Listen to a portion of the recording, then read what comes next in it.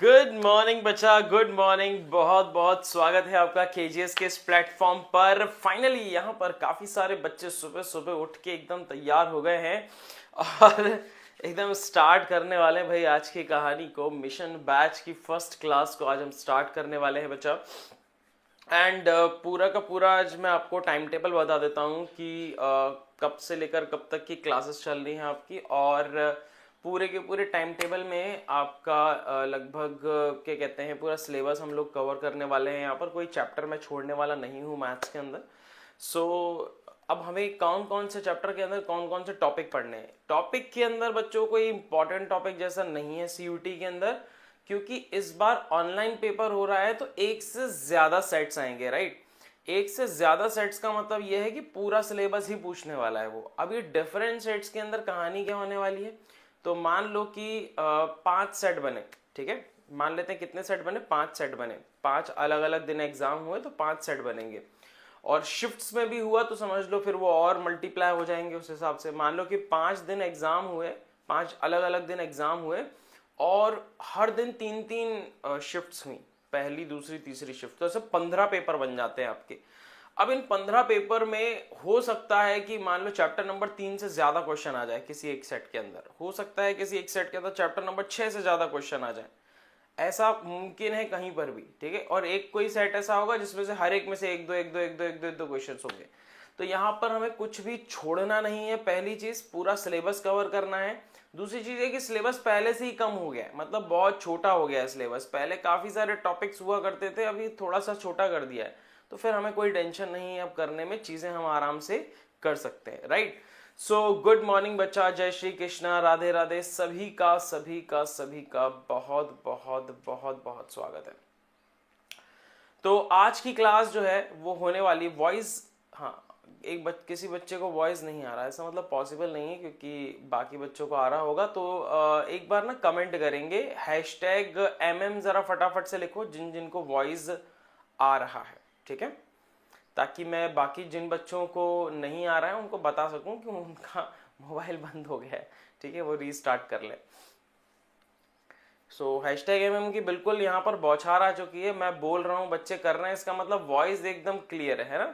तो voice sound का कोई प्रॉब्लम नहीं है, साउंड एकदम बेहतरीन है यहाँ पर। और आप जो है आराम से जो है अपने मोबाइल को बंद करके चालू कर सकते हैं। ठीक है, तो मैं यहाँ पे लिख देता हूँ, हो सकता है किसी को सुनाई नहीं दे रहा हो तो। ठीक है, वैसे साउंड का प्रॉब्लम है नहीं, बट कुछ लोग बच्चे आ जाते हैं ना, उनको प्रॉब्लम होती है, वो क्लास को डिस्टर्ब करने के लिए आ जाते हैं। ठीक है, जब भी तो मैं क्या है लिखूं। सो खैर, हाँ, तो नीलू नीलू को लिख देता हूं भाई। जिनको साउंड नहीं आ रहा है, आपके में दिक्कत है, जिनको साउंड नहीं आ रहा, आपके मोबाइल में दिक्कत है।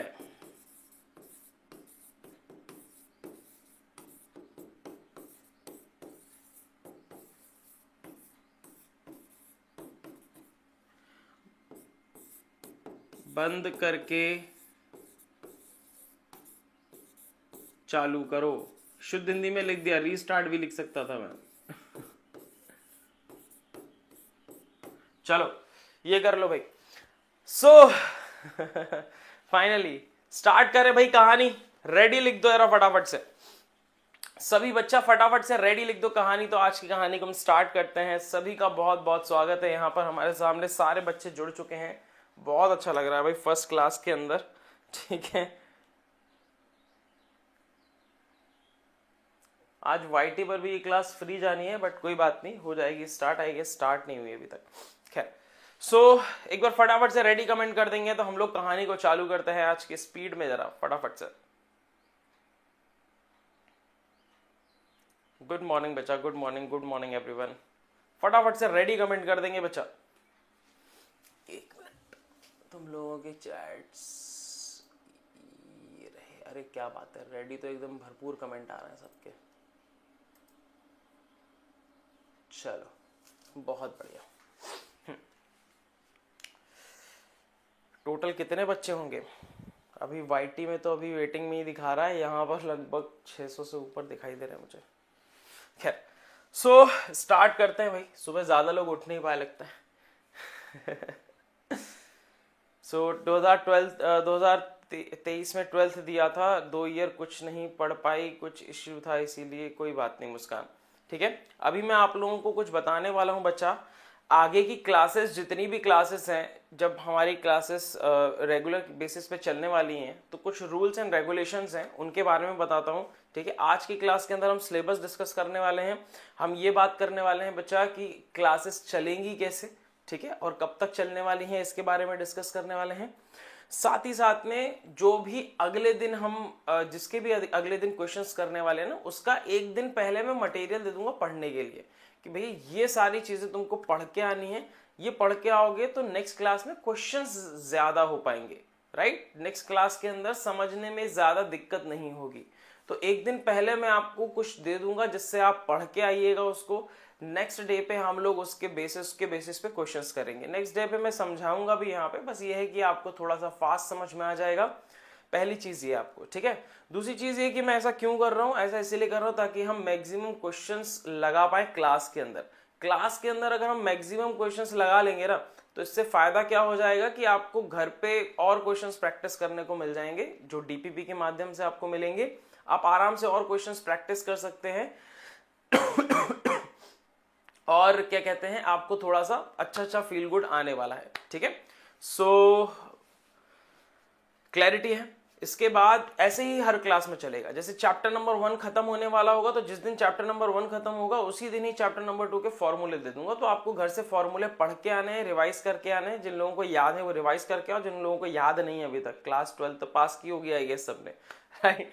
तो आप लोगों को रिवीजन कर देना है, और जिन लोगों को याद ही नहीं है वो याद करके आ जाएंगे। तो नेक्स्ट क्लास के अंदर हम थोड़े ज्यादा क्वेश्चन कर पाएंगे, हमें क्लास में याद नहीं करने पड़ेंगे फॉर्मूले, ठीक है। पक्का क्लैरिटी है भाई, इतनी है ना। तो अभी ये सारी की सारी प्रोसेस हम लोग करने वाले हैं। एक बार जरा मैं देख लेता हूं कि सब बच्चे आ गए हैं, तो फिर हम कहानी को स्टार्ट करते हैं, ताकि भाई कोई भी रह ना जाए यार अपनी कहानी, है ना।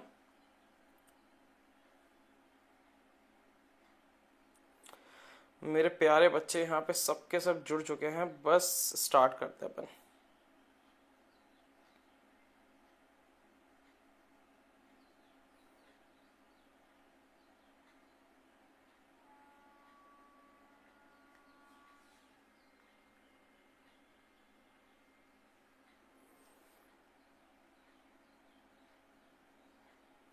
ओके,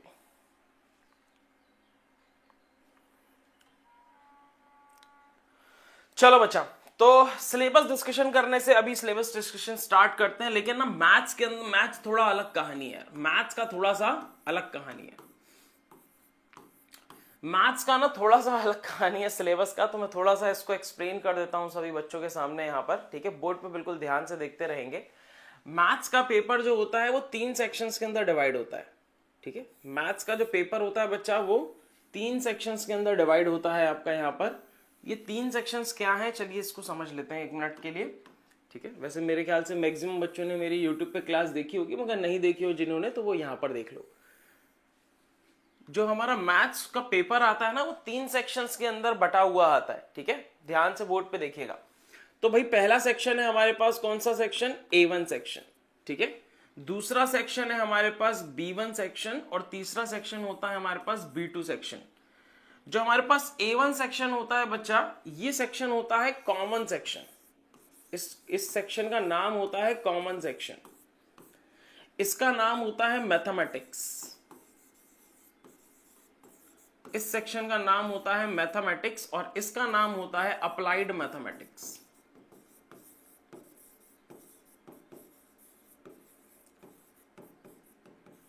ठीक है, ये सेक्शंस के नाम होते हैं भाई, ये सेक्शंस के नाम होते हैं। और ये इसी प्रकार से ऊपर इस तरह से पूरी आपकी कंप्यूटर स्क्रीन रहेगी ना, उसमें आपको ऐसा ऊपर की तरफ ये आपको देखने को मिलेंगे, राइट। ये आपको ऊपर की तरफ देखने को मिलेंगे।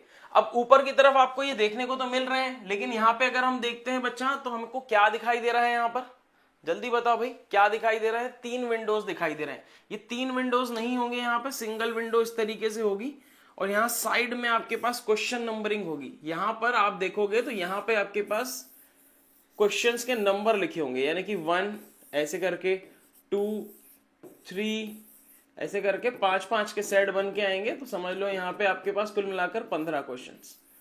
तो टोटल मैथ्स के अंदर जो क्वेश्चंस पूछे जाते हैं बच्चा, वो क्वेश्चन पूछे जाएंगे 50 क्वेश्चंस।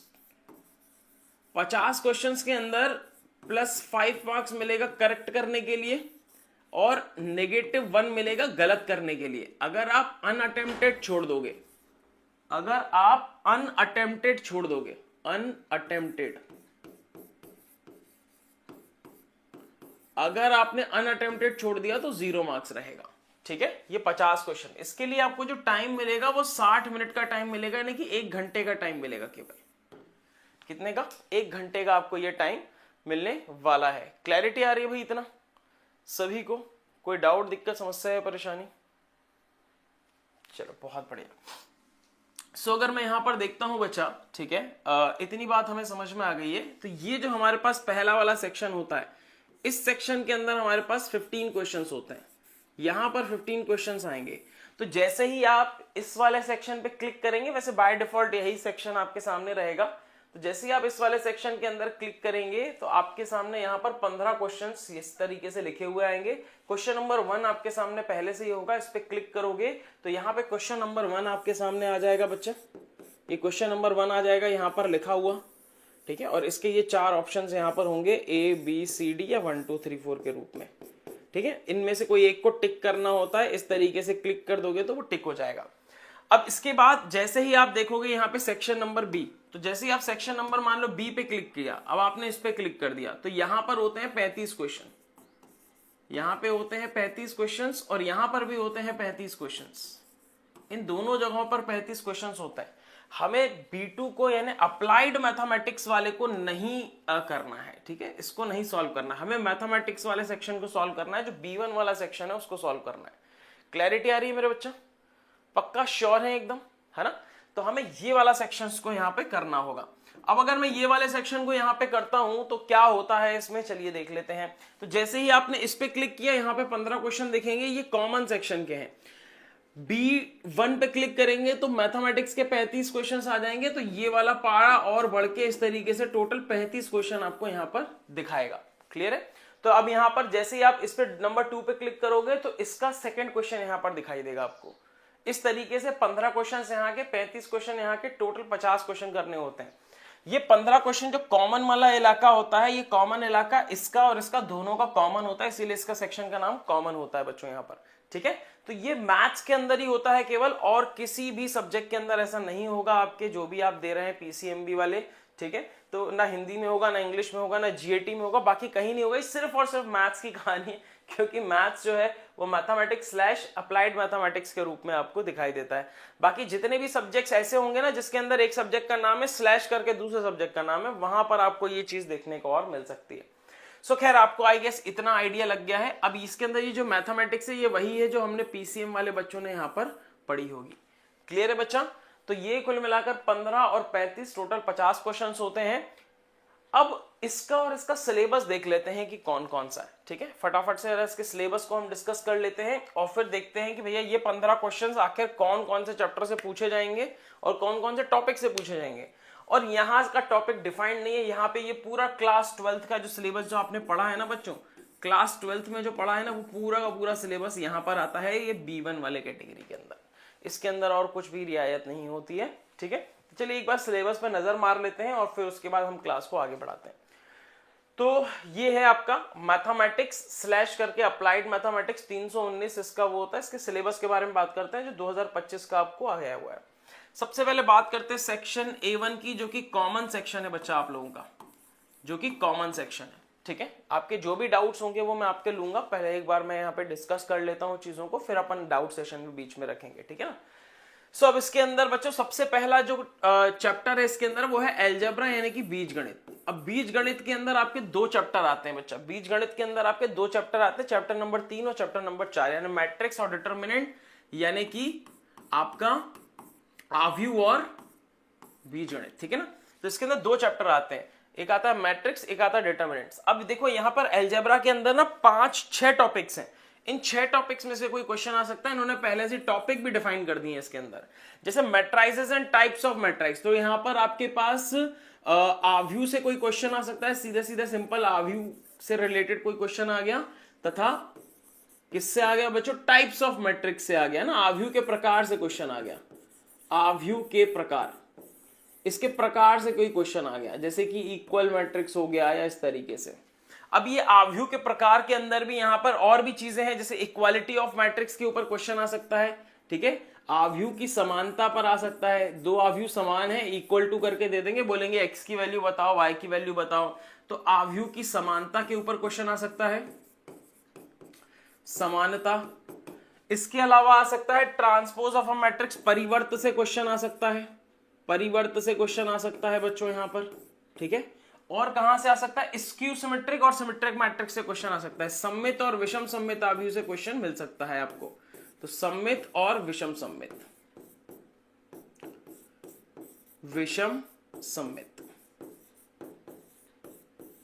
तो इन दो जगहों से आपको और क्वेश्चन मिल सकते हैं, ठीक है। इसके अलावा बोल रहा है algebra of matrices, algebra of matrices के अंदर वही एडिशन, योग, ठीक है, और गुणा, दो आव्यूह का गुणनफल, दो आव्यूह का योग, ठीक है, किसी अदिश का योग, इस प्रकार से। अब अगर मैं बात करता हूं बच्चों यहाँ पे डिटर्मिनेंट्स की, तो यहाँ पे सारणिक आ जाता है बच्चा, सारणिक, ठीक है, सारणिक, सिंपल सारणिक का कोई क्वेश्चन आ जाएगा, सारणिक सॉल्व करने के लिए कोई क्वेश्चन आ जाएगा आपको 3x3 का, 2x2 का। इनवर्स ऑफ अ मैट्रिक्स यानी कि आव्यूह का व्युत्क्रम आ सकता है आपको, आव्यूह के व्युत्क्रम का क्वेश्चन आ सकता है, आव्यूह व्युत्क्रम, ठीक है। इसके अलावा सॉल्विंग यहां पर लीनियर इक्वेशन का यानी कि रैखिक प्रोग्राम का क्वेश्चन, सॉरी रैखिक समीकरण का क्वेश्चन आ सकता है आपको, ठीक है, आव्यूह विधि से सॉल्व करने के लिए रैखिक समीकरण।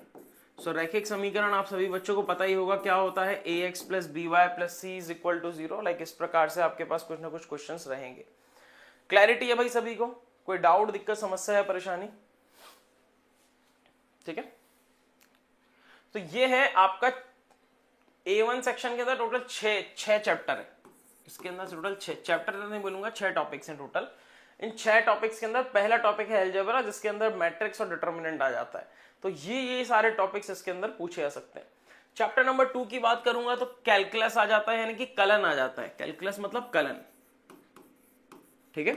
इस कलन के अंदर क्या क्या पूछा जा सकता है भाई वो देख लेते हैं, ठीक है। कलन के अंदर क्या क्या पूछा जा सकता है, सबसे पहला है बच्चों higher order derivative, second order की बात कर रहे हैं, यानी कि द्वितीय कोटि के अवकलज की बात कर रहा है, ठीक है। अगर मैं यहाँ पर सिंपल से सिंबल लिख दूं तो आपके पास यहाँ पर डी स्क्वायर वाई बटा डी एक्स स्क्वायर निकालने को पूछा जा सकता है, बहुत ही सिंपल सा कोई क्वेश्चन। फिर इसके बाद आएंगे इंक्रीजिंग एंड डिक्रीजिंग, यानी कि वर्धमान और ह्रासमान फलन के ऊपर क्वेश्चन आपको यहाँ पर मिल सकता है, वर्धमान और ह्रासमान फलन, ठीक है, वर्धमान और ह्रासमान फलन के ऊपर यहाँ पर क्वेश्चन मिल सकता है। मैक्सिमम मिनिमम यानी उच्चिष्ट और निम्निष्ट के ऊपर आपको क्वेश्चन मिल सकता है,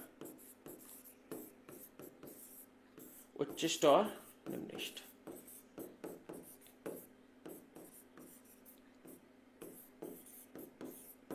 तो यहां से आपको ये क्वेश्चन देखने को मिल सकते हैं। अभी आप लोगों से डाउट पूछ लेता हूं भाई, किसी को कोई डाउट है तो पूछ सकता है, यहाँ पे किसी बच्चे को डाउट है तो पूछ सकता है,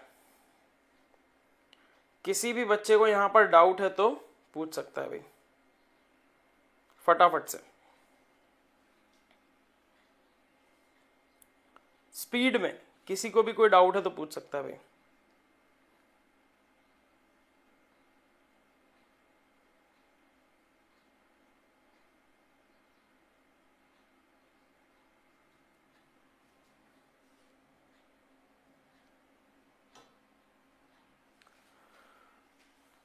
यस मेरा बच्चा,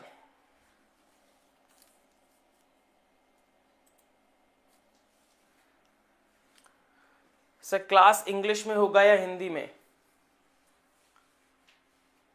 क्या लग रहा है,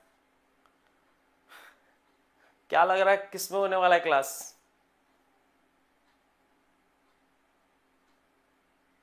बाइलिंगुअल रहेगा क्लास, ठीक है, इंग्लिश हिंदी दोनों में रहेगा क्लास, ठीक है, बाइलिंगुअल रहेगा क्लास। तुमको दिख रहा होगा, नहीं दिख रहा हो तो यार क्या दिक्कत है इसमें। ओके, काफी सारे बच्चे ये कह रहे हैं कि सर मुझे ये चैप्टर समझ नहीं आता, मुझे वो नहीं आता, सब चीजें आएंगी यार, चैप्टर को भूल जाओ, टॉपिक्स के ऊपर बात करेंगे, ठीक है, एक एक टॉपिक पढ़ेंगे और उसके ऊपर बात करेंगे हम लोग कि भैया इस टॉपिक को हमें कैसे सॉल्व करना है। क्लियर? चलो आगे बढ़ जाते हैं। इसके बाद चैप्टर नंबर 3 जो है इसके अंदर वो है इंटीग्रेशन और उसका एप्लीकेशन, यानी चैप्टर नंबर 7 और 8 के ऊपर से आपको क्वेश्चन मिल सकते हैं, ठीक है। समाकलन और उसके अनुप्रयोग, यहां से आपको मिल सकते हैं। अब यहां से कौन कौन से टॉपिक के ऊपर मिल सकते हैं तो चलिए देख लेते हैं। Indefinite integrals of simple function, तो सिंपल फंक्शंस के ऊपर इनडेफिनेट इंटीग्रल्स यानी कि अनिश्चित समाकलन से क्वेश्चन आपको देखने को मिल सकता है। अनिश्चित समाकलन, ठीक है बच्चा, अनिश्चित समाकलन से आपको क्वेश्चन देखने को मिल सकता है। फिर इवैल्यूएशन ऑफ इनडेफिनेट इंटीग्रल्स, अब इसी के अंदर ही बोल दिया कि भैया यहां पर सिंपल प्रॉब्लम्स आ गया और यहां पर इनडेफिनेट इंटीग्रल के ऊपर कुछ एक आध और क्वेश्चन आपको मिल सकता है, ठीक है। इवैल्यूएशन आ सकता है, यानी कि हो सकता है कि वो कंपैरिजन के रूप में दे दें आपको, जैसे यहां पर आपको इंटीग्रेशन का प्रॉब्लम दे दिया, मान लेते कुछ भी, यहां पे इंटीग्रेशन का कुछ प्रॉब्लम दे दिया और इक्वल टू में यहां पर m कुछ भी आया होगा, मान लो m log x plus n log कुछ भी लिख सकते हैं, मान लो 2 लिख सकते हैं, प्लस c लिख दिया यहाँ पे, तो यहाँ पे बोल देगा m और n की वैल्यू बताओ, तो हम इसको सॉल्व करेंगे तो ये इस रूप में दिखाई देगा, तो हम m और n की वैल्यू निकाल लेंगे, है ना। तो इस रूप में भी आपको देखने को मिल सकता है। इसके बाद अगर हम बात करते हैं डेफिनेट इंटीग्रल्स यानी कि निश्चित समाकलन के ऊपर भी यहां पर क्वेश्चन आपको देखने को मिल सकता है, निश्चित समाकलन के ऊपर, ठीक है। इसके अलावा एप्लीकेशन पर मिल सकता है, यानी कि आपके अनुप्रयोग के ऊपर क्वेश्चन मिल सकता है। समाकलन के अनुप्रयोग के ऊपर भी यहां पर क्वेश्चन आपको इन 15 क्वेश्चंस में से इसके अंदर मिल सकता है, तो इसको ध्यान रखना है। इसके अलावा और क्या क्या मिल सकता है, डिफरेंशियल इक्वेशंस यानी अवकल समीकरण आपको मिल सकती हैं यहां पर। अब अवकल समीकरण के अंदर भी क्या क्या मिलेगा उसके बारे में बात करते हैं अपन लोग, ठीक है। तो अवकल समीकरण, किसके बारे में बात कर रहे हैं बच्चों, अवकल समीकरण। तो order and degree of differential equation यानी कि घात, कोटि और घात के ऊपर आपको यहां पर क्वेश्चन देखने को मिल सकता है, कोटि और घात के ऊपर यहां पर क्वेश्चन देखने को मिल सकता है। क्लैरिटी आ रही है भाई सभी को, पक्का? ये सारे क्वेश्चन एमसीक्यू में आएंगे, सारे क्वेश्चन एमसीक्यू में आएंगे, ठीक है। सारे के सारे क्वेश्चन एमसीक्यू के फॉर्म में आएंगे, मतलब सारे के सारे ऑब्जेक्टिव टाइप होंगे, मल्टीपल चॉइस क्वेश्चंस होंगे, ठीक है। Solving of differential equation with variable separable, तो चर पृथक्करणीय जो रूप है आपका, उसके ऊपर से आपको एक क्वेश्चन देखने को मिल सकता है, ठीक है।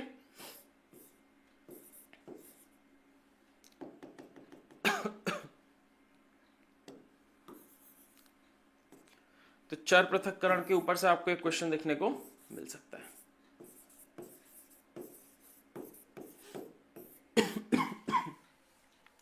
इसके बाद प्रोबेबिलिटी के अंदर आपको एक ही टॉपिक देके रखा हुआ है, यानी कि प्रायिकता बंटन के ऊपर। प्रायिकता बंटन से एक क्वेश्चन यहां पर आपको देखने को मिलेगा, प्रायिकता भी नहीं लिखा, सीधा प्रायिकता बंटन लिख दिया। तो प्रायिकता बंटन के ऊपर यानी प्रोबेबिलिटी डिस्ट्रीब्यूशन के ऊपर आपको एक क्वेश्चन देखने को मिल सकता है, और ये होगा वेरिएबल, रैंडम वेरिएबल यानी कि यादृच्छिक चर के ऊपर से,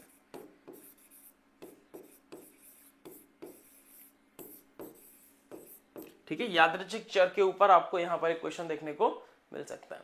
फिर इसके बाद ये लास्ट टॉपिक है लीनियर प्रोग्रामिंग, तो यहां पर रैखिक प्रोग्रामन का है ये, और बड़ा ही सिंपल से प्रॉब्लम्स आते हैं। अब इसका पूरा डिस्कस नहीं कर रहा हूं मैं। फिजिबल सॉल्यूशंस आप जानते ही हैं, सुसंगत क्षेत्र के ऊपर कोई क्वेश्चन देखने को मिल सकता है, आपको कोणीय बिंदु देके बोल सकता है कि भाई हमारे 2 पॉइंट्स पर इक्वल वैल्यूज आ रही हैं या समान अधिकतम है, मैक्सिमम वैल्यू है, ठीक है, 2 पॉइंट्स पर, तो बताओ कि इनके ए और बी के बीच में क्या रिलेशन है। इस प्रकार के क्वेश्चन देखने को मिलेंगे। तो जब ये चैप्टर आएगा तब हमें समझ में आ ही जाएगा। रैखिक प्रोग्रामन के ऊपर भी यहाँ पर 15 क्वेश्चंस के अंदर आपको देखने को मिल सकता है, ठीक है, तो ये ध्यान रखना है। तो रैखिक प्रोग्रामन भी यहाँ पर आपको देखने को मिल सकता है। तो ये रहा A1 सेक्शन, इसके अंदर जो 15 स्टार्टिंग के क्वेश्चन है वो सब होने वाले हैं, और बाकी के जो अब B1 सेक्शन आता है जो हमारा मैथमेटिक्स का, इसके अंदर वो पूरा 13 चैप्टर पूरे के पूरे हैं जो क्लास 12th में आपने पढ़े। सर क्वेश्चन सॉल्व करने के लिए शीट मिलेगा? हाँ बच्चे मिलेगा, ठीक है, सारी शीट्स मिलेगा। एक बार मैं आपको सिलेबस डिस्कस कर लेता हूं, फिर मैं आपको बता देता हूं कि एग्जाम हॉल में आपको क्या क्या मिलने वाला है, ताकि आप यहां पर बार बार टेंशन न लें। सर एलपीपी हमें नहीं आता है, सब होगा, सब एक एक चीज होगा, ठीक है, सारी चीजें आपको मिलने वाली है, घबराना बिल्कुल भी नहीं है, बिल्कुल परेशान नहीं होना, ठीक है। और जो भी चैप्टर स्टार्ट होगा, जैसे कल का चैप्टर स्टार्ट होगा तो उसकी डीपीपी आपको एक दिन पहले मिल जाएगी, डोंट वरी। देख, कल चैप्टर नंबर 1 स्टार्ट होगा तो उसकी डीपीपी आपको आज शाम तक मिल जाएगी, ठीक है। इवन क्लास के पहले पहले मिल जाएगी, सिंपल रूल है ये। सो आई होप आपको इतनी बात सबको क्लियर है, ठीक है। डीपीपी का सोल्यूशन भी होगा, लेकिन कुछ दिनों के बाद होगा, मतलब वो उसके अंदर ही अटैच हो जाएगा, ठीक है। डीपीपी का सोल्यूशन उसी के अंदर लिंक अटैच कर दूंगा, या फिर आप पहले डीपीपी लगा लीजिएगा, नहीं मिलता है तो मैं आपको बता दूंगा उसके सोल्यूशंस कहाँ है, ठीक है।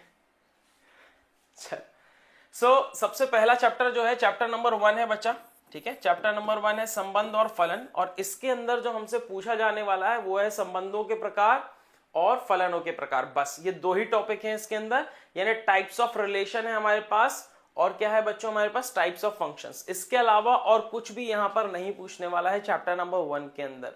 बट इसके अंदर हम 2 टॉपिक्स और पढ़ेंगे। एक है बच्चों हमारा कॉम्पोजिट फंक्शंस, क्योंकि हमको आगे भी काम आने ही वाला है, इसीलिए यहां पर पढ़ लेते हैं, ठीक है। कॉम्पोजिट फंक्शंस बस होते क्या है, जैसे FOF हो गया, ठीक है, FOG क्या होता है, ये कैसे निकालते हैं, बस ये हम थोड़ा सा झलक देख लेंगे। सिलेबस से हटा दिया है यार, है ना, बट हो सकता है इतने सारे सेट में कहीं ना कहीं वो फिक्स कर दे उस चीज को। क्लियर, बात समझ में आ रही है? तो इस कारण से हमें ये क्या करना पड़ेगा बच्चों, देखना पड़ेगा। क्लियर, तुम चिंता मत करो बच्चा, मैं बोल रहा हूं कि आपको कोई टेंशन लेने की जरूरत नहीं। जितने बच्चे सोच रहे हैं कि ये क्या 1 महीने में हो पाएगा, क्या ये हो पाएगा, क्या वो हो पाएगा, आपको कोई भी टेंशन लेने की जरूरत नहीं है, ठीक है। सारी चीजें हो जाएंगी, बस आपको रेगुलर क्लास के अंदर रहना है। जो चीज यहाँ पे पढ़ा रहा हूं उस पर फोकस करना है, जो मैं करने को बोल रहा हूं वो करना है। अगर आपने ये कर लिया तो आपका काम बन जाएगा, आपकी चीजें सही हो जाएंगी, सब कुछ समझ में आ गई। आपकी तैयारी है नहीं है कोई फर्क नहीं पड़ता है, बस मैं बोल रहा हूं कि कल ये पढ़ के आना, पढ़ के आ जाना। मैं बोल रहा हूं क्लास में ये देखो ये फॉर्मूला है, इसको याद करो, इसको लिख लो, लिख लिया। मैंने बोला कि चलो अब इसके ऊपर क्वेश्चंस करते हैं, हमने क्वेश्चंस लगाना चालू किए। जो मैं सिखा रहा हूं उसको सीखते जाओ, जो मैं करवा रहा हूं उसको करते जाओ, जो मैं करने को दे रहा हूं उसको करते जाओ, सब सही हो जाएगा। तुम्हें बिल्कुल फोकस नहीं करना है 13 चैप्टर्स के ऊपर, ये तो सिर्फ तुम्हारे लिए फॉर्मेलिटी के लिए मैं पूरे के पूरे चैप्टर्स यहां पर दिखा रहा हूं, ठीक है। लेकिन ये सब वही है जो क्लास 12th में आप पढ़ते हुए आए हैं। ये पूरे के पूरे 13 चैप्टर नहीं देखने हमें, हम एक एक करके देखेंगे। जैसे हम लोग चैप्टर 1 जब उठाएंगे तो हम संबंधों के प्रकार के अंदर स्वतुल्य के बारे में जानेंगे, इसकी प्रैक्टिस करेंगे। जब ये इसकी प्रैक्टिस हो जाएगी फिर इसकी प्रैक्टिस करेंगे, इसकी हो जाएगी इसकी करेंगे, इसकी हो जाएगी इसकी करेंगे, ऐसे एक एक टॉपिक करके प्रैक्टिस करेंगे, सारा सिलेबस खत्म हो जाएगा ऐसे करके। क्लैरिटी है बच्चा, दिमाग में घुस रही है बातें, पक्का श्योर है एकदम? वेरी गुड, गुड मॉर्निंग बच्चा, गुड मॉर्निंग, ठीक है। B2 सेक्शन क्यों नहीं बनाना है, क्योंकि हमें सिर्फ B1 बनाना है, B2 हमारे लिए नहीं है, ठीक है। इसमें AIR1 जैसा कुछ भी नहीं होता है, ठीक है। हर यूनिवर्सिटी का AIR1 अलग अलग होगा। मान लो कि कोई एक यूनिवर्सिटी है जिसके लिए किसी बच्चे ने फॉर्म ही नहीं भरा, तो अगर उसको उसके मान लो कि एकदम रद्दी मार्क्स भी हैं और इकलौता उसी ने उसके लिए फॉर्म भरा है, तो उसका AIR1 उसका हो जाएगा ऐसे करके। तो यहाँ पे कोई पास फेल जैसा नहीं है। हर यूनिवर्सिटी के अंदर जो अप्लाई करने वाले लोग होंगे उसमें जो सबसे ज्यादा मार्क्स इसके होंगे वही मेरा AIR1 होगा। अब मैं यूनिवर्सिटी की बात नहीं करूंगा, ये कोर्सेस की बात करूंगा। जैसे BSc मैथमेटिक्स में 600 में से 300 नंबर लाने वाला सबसे ज्यादा जिसके नंबर आए वो 300 वाला है, मान लेते हैं BSc मैथमेटिक्स के अंदर, तो वो AIR1 हो जाएगा उसके लिए, समझ गया ना ऐसा। सो ये रहा चैप्टर नंबर 1। इसके अंदर ज्यादा कुछ नहीं बचा। इसके अंदर हमारे पास इसके अंदर हमारे पास संबंधों के प्रकार है, और जिसके अंदर स्वतुल्य, सम्मित और संक्रामक आएगा, और तुल्यता संबंध आएगा, और फलनों के प्रकार है जिसके अंदर एकैकी और आच्छादक फलन आएगा। टाइप्स ऑफ रिलेशंस यानी कि flexible, reflexive, symmetric, transitive and equivalence relation, और 1-1 एंड ऑन टू फंक्शंस, ठीक है। तो ये हमारे पास आएगा। इसके बाद अगर बात करता हूं तो कॉम्पोजिट फंक्शंस, जिसे हम संयोजित फलन भी कहते हैं, ठीक है। तो इसकी हम झलक देख लेंगे। इसकी झलक में बस ये देखेंगे कि भैया FOF और FOG, GOF ये कैसे निकालते हैं, क्लियर। इसके अलावा यहां पर इनवर्स फंक्शन भी हम लोग देख लेंगे। इनवर्स फंक्शन, इसको कैसे निकाला जाता है इसकी भी एक झलक देख लेंगे। इनवर्स फंक्शन होता क्या है और इसकी झलक भी देख लेंगे बच्चा। सिलेबस के अंदर उसने नहीं देख के रखा हुआ है, बट ये कहीं ना कहीं आपको यूज आएगा आपको आगे जाके, है ना। जैसे इनवर्स ट्रिग्नोमेट्रिक फंक्शन तो पूरा इनवर्स फंक्शन ही है ना, चैप्टर नंबर 2 बेस्ड ही इस पर है पूरा का पूरा। जो आपका श्रृंखला नियम है आपका किसके अंदर, चैप्टर नंबर 5 के अंदर, राइट, श्रृंखला नियम है, तो वो इस पे बेस्ड है पूरा का पूरा, ठीक है। इसीलिए हमें ये थोड़ा सा देख लेना, इसकी झलक अपन देख लेंगे। सो इनवर्स फंक्शन है, प्रतिलोम फलन के बारे में बात कर रहा है, तो ये हम एक्स्ट्रा में पढ़ेंगे यहाँ पर। इसकी बस झलक देखेंगे कि आखिर ये होता क्या है और ये निकलता कैसे, सब हो जाएगा, ठीक है। आगे बढ़ जाते हैं चैप्टर नंबर 2 के बारे में। अगर हम यहाँ पर बात करते हैं बच्चा, तो चैप्टर नंबर 2 के अंदर प्रांत, परिसर, ये सब निकालने को मिलेगा। रेंज, डोमेन, प्रिंसिपल वैल्यू, इसके ऊपर क्वेश्चंस मिल सकते हैं। ग्राफ के ऊपर क्वेश्चंस मिल सकते हैं, या फिर बोल सकते हो कि ग्राफ बना बनाया आएगा आपके सामने, आपको पहचानना है कि किसका ग्राफ होगा वो, ठीक है। तो ये हम जानेंगे जब क्लासेस हमारी चालू होंगी, तब उसके बारे में हम जानेंगे जब चैप्टर नंबर 2 पढ़ेंगे हम लोग। इसके अलावा प्रॉपर्टीज यहां से हटा दी गई हैं, ठीक है, बट प्रॉपर्टीज भी हम लोग देख लेंगे। प्रॉपर्टीज यानी कि जो गुण, जो प्रगुण होते थे इसके या गुण होते थे वो हटा दिए गए, ठीक है। तो हम लोग गुण को भी पढ़ेंगे। इनके ये एक्चुअली फॉर्मूलाज हैं आपके सारे के सारे, ठीक है। ये सारे के सारे फॉर्मूला बेस्ड जितने भी क्वेश्चन थे वो थे यहाँ पे, ठीक है। अब वो हट गए हैं, लेकिन हम इसको पढ़ेंगे, इसके सारे फॉर्मूलाज को हम याद करेंगे, क्योंकि पॉसिबिलिटी है कि इसके ऊपर क्वेश्चन पूछ ले। लेकिन इसके अंदर जो मेन इन्होंने फोकस किया हुआ है वो और कुछ नहीं है, वो है कि रेंज के ऊपर फोकस किया हुआ है, यानी परिसर के ऊपर, प्रांत यानी डोमेन के ऊपर फोकस किया हुआ है, और मुख्य मान के ऊपर फोकस किया हुआ है, प्रिंसिपल वैल्यू के ऊपर फोकस किया हुआ है, ठीक है। तो ये हमारे मेन फोकस्ड होंगे कि भैया ये निकालना तो आना ही आना चाहिए, बट साथ में अगर हमारे पास समय है तो हम इनके सारे फॉर्मूलाज भी याद कर लेंगे, ठीक है बच्चा, क्लैरिटी। अब इसके बाद आगे बढ़ जाते हैं, चैप्टर नंबर 3 पे आ जाते हैं। इसके अंदर जो आपने चैप्टर नंबर 3 यानी आव्यूह यानी मैट्राइसेस जो पढ़ा है क्लास 12th के अंदर, ये सारा पूरा का पूरा टॉपिक है इसके अंदर। इसके अंदर कुछ भी हटाया नहीं गया और निकाला नहीं गया है, ठीक है।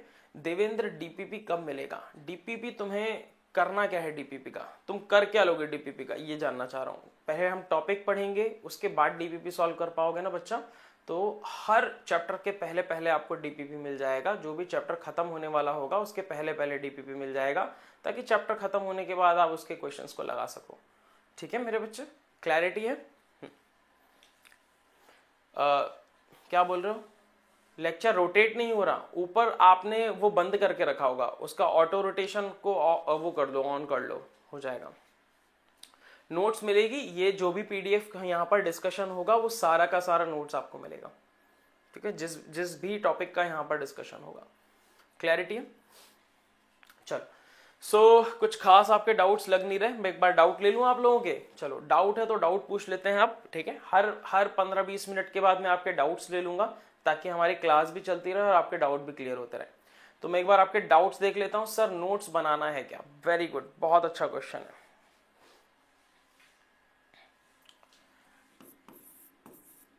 नोट्स नहीं बनाना,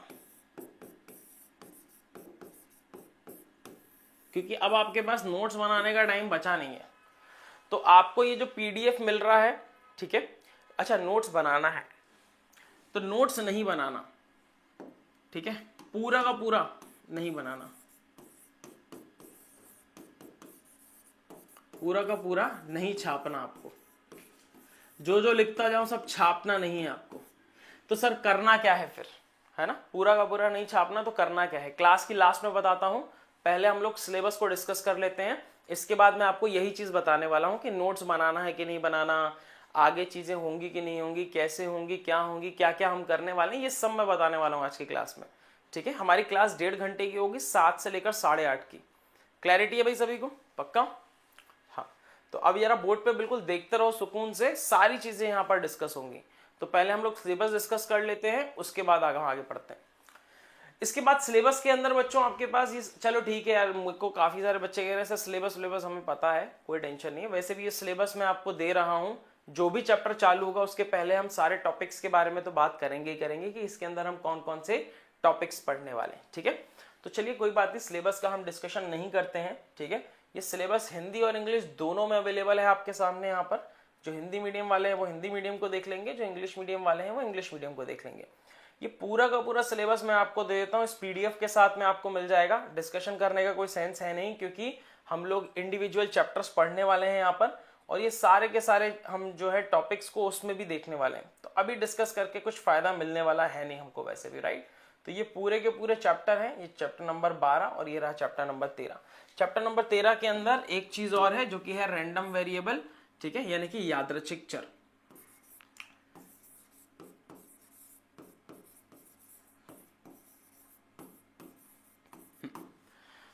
ये आपके कुल मिलाकर ऊपर हिंदी है, नीचे इंग्लिश लिखा हुआ है, आराम से सुकून से इसको पढ़ेंगे।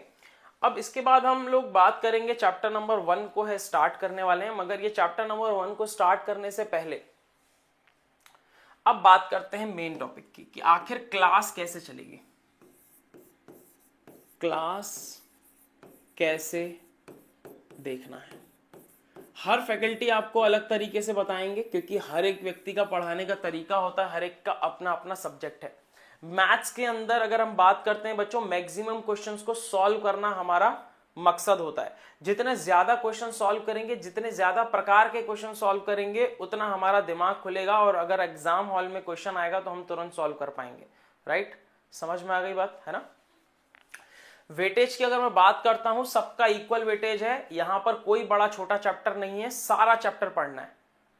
समझ में आ गई बात। विशाल पाल, सारा चैप्टर पढ़ना है, कोई वेटेज नहीं है। मैंने आपको पहले ही बताया था, क्लास की स्टार्टिंग में मैं इस बारे में बात कर चुका हूं। हर चैप्टर इंपॉर्टेंट है, किसी भी चैप्टर से आपको ज्यादा क्वेश्चंस देखने को मिल सकते हैं, किसी से भी कम क्वेश्चन देखने को मिल सकते हैं, किसी भी हर चैप्टर से बराबर क्वेश्चन देखने को भी मिल सकते हैं। तो यहां पर पूरा का पूरा सिलेबस हम लोग यहां पर कवर करने वाले हैं, ठीक है।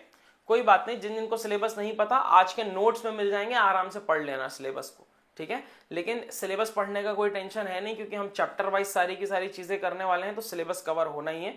तुम लोगों के बस लिखित में सिलेबस आ जाएगा, ताकि कोई टॉपिक तुम्हें लगता है कि सर ने ये पढ़ाया नहीं है, तो तुम यहाँ पर बोल सको सर ये टॉपिक तो नहीं पढ़ाया, यह टॉपिक कब होगा, ऐसे करके, ठीक है। बट सारे टॉपिक्स पढ़ेंगे हम लोग, जितने भी इंपॉर्टेंट है, तो घबराना नहीं है बिल्कुल भी।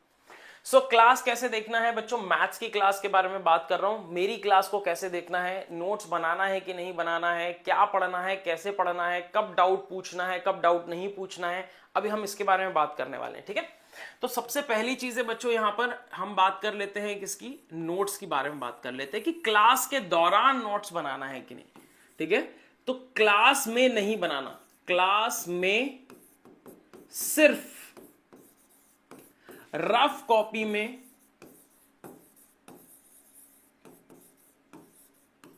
क्वेश्चन सॉल्व करना है।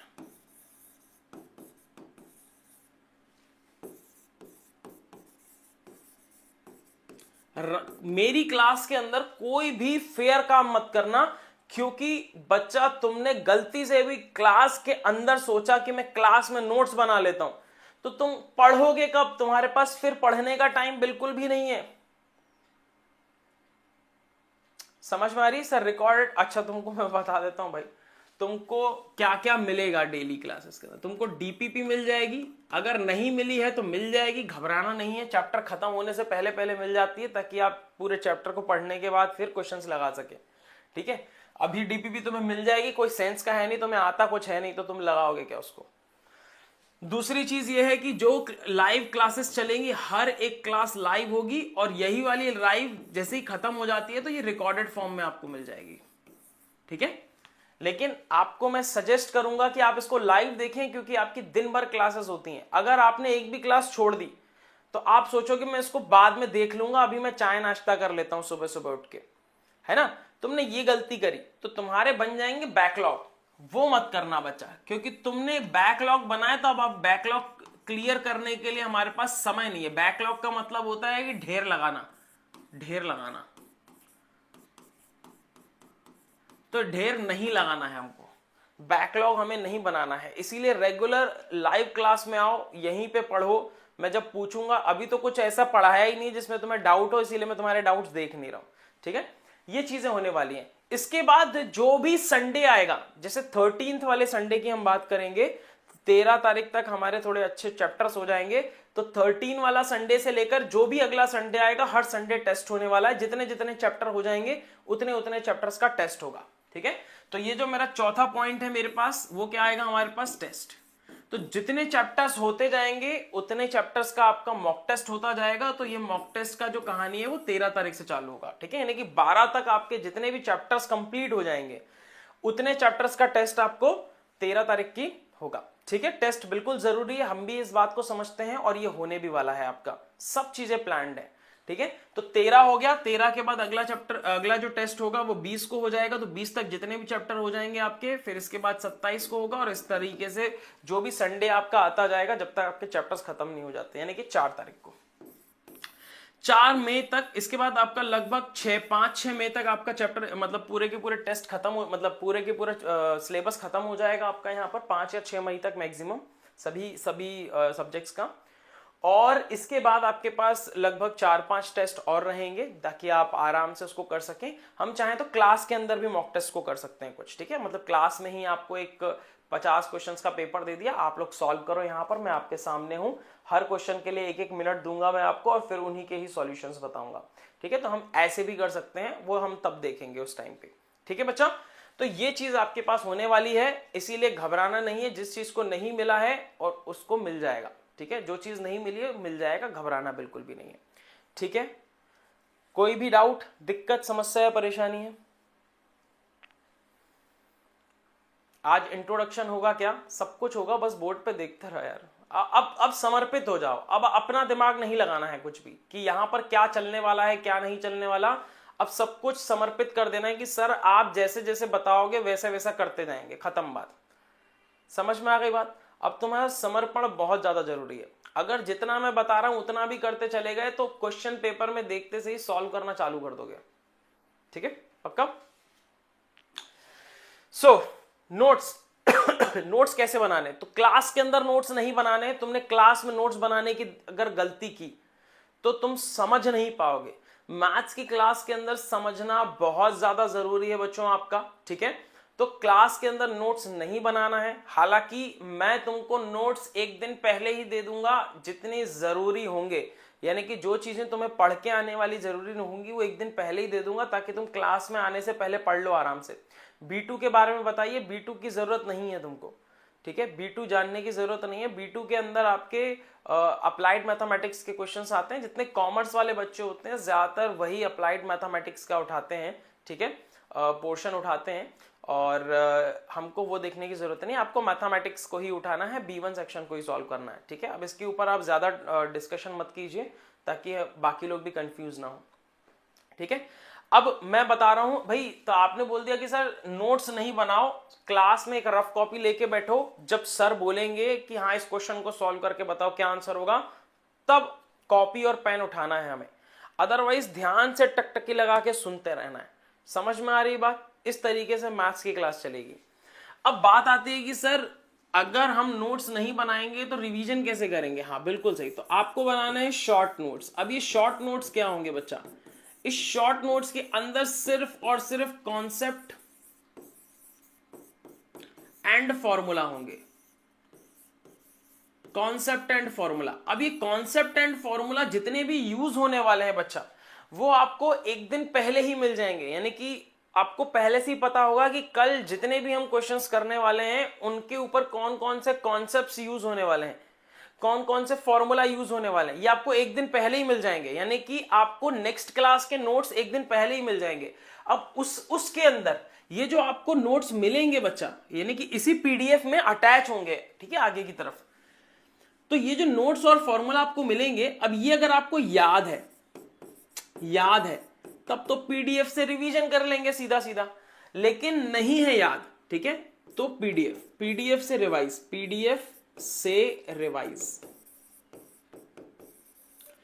याद नहीं है अगर, जो दिया जा रहे हैं शॉर्ट नोट्स आपको, ठीक है, अगर याद नहीं है तब इसको लिख लेंगे अपन लोग, तब इसको कॉपी में लिख लेंगे। याद नहीं है तब अपन क्लास खत्म होने के बाद ही आपको मिल जाएगा PDF, उसमें से सुकून से जो चीजें नहीं आती हैं सिर्फ वही आपको लिखना है, ठीक है। याद नहीं है तो लिख लो या नोट्स बनाओ।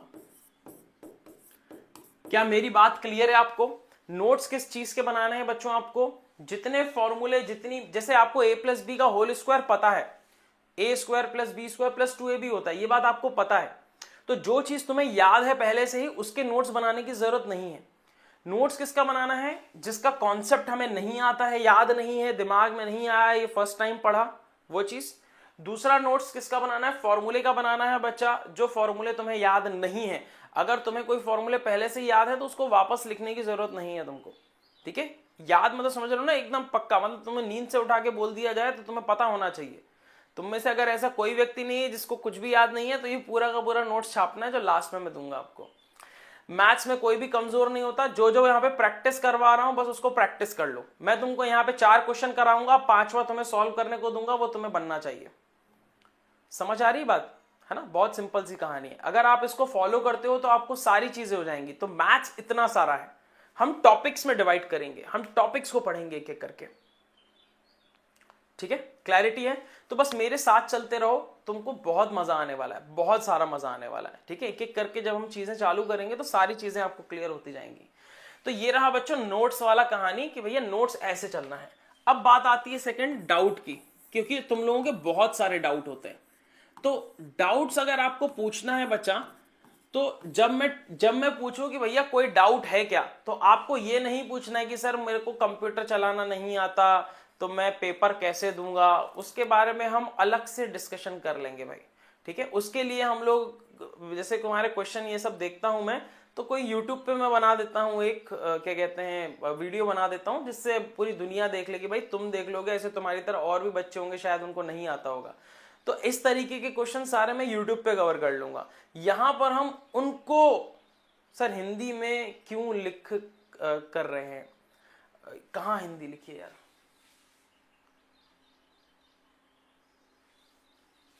ठीक है? दोनों लैंग्वेज में होने वाला है भाई, दोनों लैंग्वेज में होने वाला है, ठीक है? तो घबराना बिल्कुल भी नहीं है, बोर्ड पे बने सुकून से बने रहो यार। 2+2 लिखूंगा मैं तो वो 2+2 ना हिंदी में होने वाला है ना इंग्लिश में होने वाला है, वो गणित में ही होने वाला है, ठीक है? इंटीग्रेशन का कोई क्वेश्चन आएगा तो वो गणित में ही देखने को मिलेगा, वो ना हिंदी में होगा ना इंग्लिश में होगा। तो उसके लिए नहीं, हिंदी इंग्लिश की तुम मत घबराओ, वो तुम मेरे ऊपर छोड़ दो, बस तुम सुनते जाओ जो मैं बोल रहा हूँ, भावनाओं को समझो, शब्दों पे मत जाओ। सो हम लोग क्या बोलने वाले थे? हाँ, डाउट्स कैसे पूछने हैं? तो डाउट्स आपको क्लास के अंदर ही पूछ लेने हैं, जो क्लास में हम लोग पढ़ रहे हैं उसके ही रिगार्डिंग। जैसे आज अगर मान लो चैप्टर नंबर 1 पढ़ा है, चैप्टर नंबर 1 में हमने 4 टॉपिक पढ़े, तो हर टॉपिक के बाद मैं आपसे पूछूंगा कोई डाउट है क्या, तो आपको सिर्फ उसी टॉपिक का डाउट पूछना है उस टाइम पे। समझ में आ रही बात? अगर कोई डाउट आया है दिमाग में तो इसके बाद जब टॉपिक नंबर 2 पढ़ेंगे तो उसी का डाउट पूछना है। अगर आप ऐसा करोगे तो इससे आपको अंडरस्टैंडिंग आपकी अच्छी होगी, आपका दिमाग इधर उधर नहीं जाएगा। और आपने मान लो चैप्टर नंबर 1 पढ़ना और आपने बोल दिया कि सर इंटीग्रेशन कब पढ़ाएंगे, आपने ऐसा पूछ लिया, तो ये बहुत मूर्खता वाली बात हो जाएगी। समझ रहे हो ना? क्योंकि तुम्हें क्या करना कि हम कब पढ़ाएंगे इंटीग्रेशन, तुमको पूरा चैप्टर कंप्लीट कराएंगे तो बात खत्म ना, वो एक दिन तो होगा ना तुम्हारे सामने। तुम्हें इंटीग्रेशन पे क्यों कूदना है? क्या जो आज पढ़ा रहा हूं वो इंपॉर्टेंट नहीं है? समझ रहे हो मेरी बात? तो आप लोगों को बच्चों जो चीज मैं बता रहा हूं उसी पे ही फोकस करना है। अगर तुम लोगों ने ये फोकस करना सीख लिया तो आगे जाके भी जिंदगी में जब तुम कोई चीज पे फोकस करोगे तो हो पाएगा वो तुमसे, ठीक है? तो इसीलिए मैं पहले ही बता रहा हूं कि जो भी चीज अभी यहां पर पढ़ाई जाएगी केवल उसी पे फोकस करना और उसी से रिलेटेड क्वेश्चंस पूछने। ऐसे करोगे तो वो टॉपिक दिमाग में आपके छप जाएगा, आपका दिमाग इधर उधर नहीं भागेगा किसी भी तरीके से, ठीक है मेरे बच्चा? क्लैरिटी है? चलो, सो वेरी गुड। तो यहां पर हमें क्या करना है बच्चों? डाउट जो है बच्चों वो प्रेजेंट वाले पूछने, प्रेजेंट वाले। अब बात आती है कि सर पास्ट में कुछ डाउट आएंगे तो क्या करेंगे? तो पास्ट वाले डाउट के लिए अलग से डाउट सेशन रखेंगे, ठीक है? पास्ट वाले डाउट्स के लिए हम अलग से डाउट सेशन रख लेंगे, तो उसके लिए घबराने की बिल्कुल भी जरूरत नहीं है। इसके अलावा सिर्फ सब्जेक्ट रिलेटेड डाउट पूछेंगे।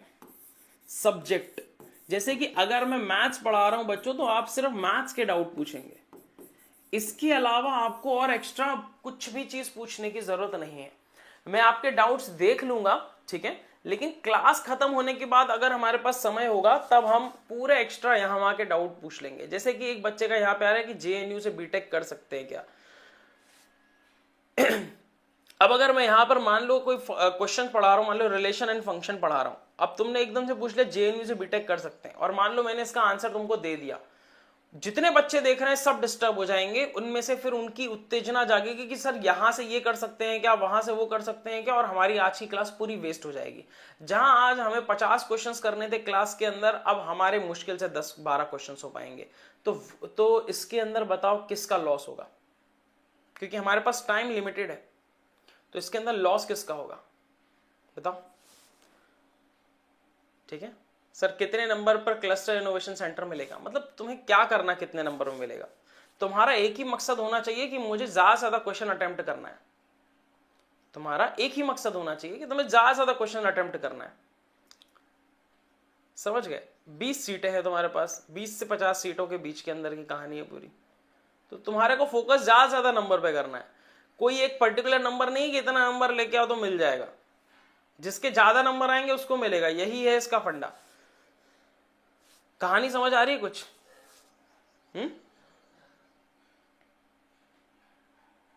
क्लैरिटी है भाई सभी को?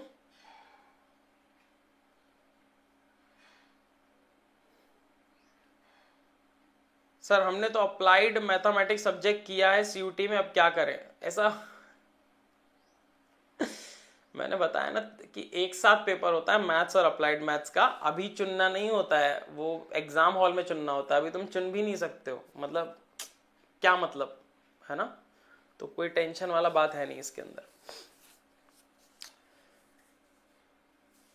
तो अब मेरे ख्याल से कोई डाउट आपके नहीं है, राइट? तो आपको समझ में आ गया कि डाउट कैसे पूछना है। डाउट केवल प्रेजेंट में जो हम पढ़ रहे हैं उसी के पूछने हैं, क्योंकि मैं बाकी सारे डाउट इग्नोर करने वाला हूं। आज इग्नोर नहीं करना हूं क्योंकि तुम्हें पता नहीं है। ठीक है, तो इसके बाद जितने भी मैथ से रिलेटेड या उसी प्रेजेंट में जो हम पढ़ रहे हैं उससे रिलेटेड डाउट होंगे, मैं उन्हीं को ही टैकल करूंगा यहां पर, उन्हीं के ही डाउट बताऊंगा। हालांकि तुम्हारे पास डाउट बचेंगे नहीं पूछने के लिए, इतना मुझे पता है, बट फिर भी आता है तो हम लोग डाउट यहां पर कर लेंगे। क्लियर है? बात समझ में आ रही है? इसके बाद इसके अलावा मान लो कि चैप्टर नंबर 1 लगा रहे हो, आगे जाके कहीं पे डाउट आ रहा है, तो अगर आप लोगों के बहुत सारे डाउट आ जाते हैं तो हम लोग कोई एक डाउट सेशन रख लेंगे, उसके अंदर हम सारे के सारे डाउट क्लियर कर लेंगे। ठीक है, इस बीच में हम ये चीज करने वाले हैं। तो डाउट्स आपको सिर्फ प्रेजेंट के पूछने हैं, यहां वहां के कुछ डाउट नहीं पूछने, क्योंकि यहां वहां के सारे डाउट्स आपको यूट्यूब पर सारे के सारे क्लियर हो जाएंगे। सारी की सारी चीजें वहां पर ऑलरेडी रखी हुई हैं। ठीक है, तो आप क्लास का भरपूर फायदा उठाओ, यहां पर आप मैक्सिमम क्वेश्चंस लगा पाओ, इसके ऊपर तुम्हारा फोकस होना चाहिए। बाकी सारे डाउट्स आपके यूट्यूब पे अपने आप ही क्लियर हो जाएंगे। यूट्यूब के वीडियो सेक्शंस के अंदर शॉर्ट सेक्शंस को देखते रहना, वहां पर आपको अपने आप ही सारे डाउट क्लियर हो जाएंगे। पढ़ाई से रिलेटेड यानी सब्जेक्ट नॉलेज के अंदर रिलेटेड जितने भी डाउट हैं आप यहां पर पूछो, तो आपको बहुत ज्यादा फायदा होगा इससे। ठीक है, सो आई गेस आपको ये क्लियर है कि भैया डाउट कैसे पूछना है। समझ में आ गई बात? तो दो चीजें हैं बच्चों, इन दो चीजों पे ध्यान देना है। क्लास में कुछ भी नोट नहीं करना है, कुछ भी नोट करने की जरूरत नहीं जब तक मैं ना बोलूं। दूसरी बात यह है कि आपको जो भी नेक्स्ट क्लास होने वाली है उसका फॉर्मूला शीट या कॉन्सेप्ट शीट एक दिन पहले मिल जाएगा, एक दिन पहले बता दूंगा मैं, ताकि आप उसको रिवाइज करके नेक्स्ट क्लास में आओ। जैसे ही आप नेक्स्ट क्लास में उसको रिवाइज करके आओगे, मैं एक बार फिर से उसका रिवीजन कराऊंगा और हम सीधे क्वेश्चंस करना चालू कर देंगे। तो नेक्स्ट डे के रिवीजन के लिए हमारे पास हम 5 से 10 मिनट के अंदर पूरा रिवीजन कर लेंगे। ठीक है, सारे कॉन्सेप्ट्स का, और फिर हम मैक्सिमम क्वेश्चंस को सॉल्व करेंगे पूरी क्लास के अंदर। ठीक है, आई होप कि आपको ये कहानी क्लियर है। सो chapter number 1, relation and functions. Ready हैं भाई? फटाफट से रेडी कमेंट करेंगे सभी बच्चे, फटाफट से रेडी करेंगे। आज हम इस चैप्टर को नहीं उठाने वाले, आज मैं सिर्फ और सिर्फ आपको इसके फॉर्मूला और कॉन्सेप्ट्स देने वाला हूं। आज मैं आपको सिर्फ और सिर्फ फॉर्मूला और कॉन्सेप्ट्स देने वाला हूं बच्चों इसका। आज मैं आपको सिर्फ और सिर्फ फॉर्मूला और कॉन्सेप्ट देने वाला हूं इसका। सभी लोग रेडी हैं? ठीक है, तो कल हम क्लास में जो भी कुछ करने वाले हैं वो करने वाले हैं रिलेशन के ऊपर, यानी संबंध के ऊपर बेस्ड होगा। 2 क्लासेस होंगी, पार्ट 1 एंड पार्ट 2। तो पार्ट 1 के अंदर हम लोग संबंध पढ़ेंगे, पार्ट 2 के अंदर हम लोग फलन के बारे में डिस्कस करेंगे। ठीक है, तो पार्ट 1 जो रहेगा आपका वो कल रहेगा, इसका मेन वीडियो जो रहेगा वो कल रहेगा, यानी इसके क्वेश्चंस हम लोग कल करेंगे। लेकिन मैंने जैसा कि बताया कि जो भी हम कल करने वाले हैं, जिसके भी क्वेश्चंस हम कल करने वाले हैं, उसके एक दिन पहले तुम्हें कॉन्सेप्ट्स एंड फॉर्मूला दे दूंगा। अब इसके अंदर कोई फॉर्मूला तो होता नहीं है, रिलेशन के अंदर कॉन्सेप्ट होता है, तो आज हम इसके कॉन्सेप्ट्स को डिस्कस करेंगे। तो जो जो चीजें इंपॉर्टेंट हैं, जो कि कल आपको यूज में आ सकती हैं, उन सभी के बारे में आज हम डिस्कस करने वाले हैं।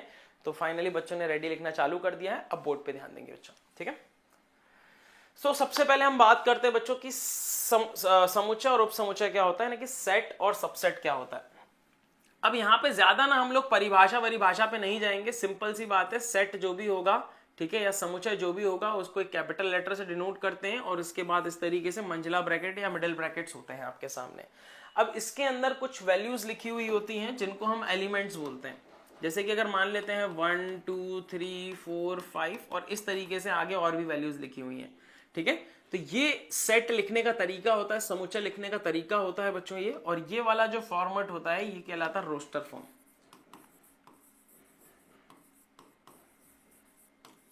ये वाला जो फॉर्म होता है ये कहलाता है समुच्चय लिखने का रोस्टर फॉर्म, हिंदी में रोस्टर रूप ही लिखते हैं इसको,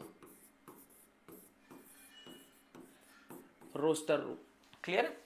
अब इसके अंदर जो ये कॉमा करके ये जो अलग अलग वैल्यूज लिखी हुई है ना, इनको बोला जाता है बच्चों क्या, अवयव, यानी कि एलिमेंट्स।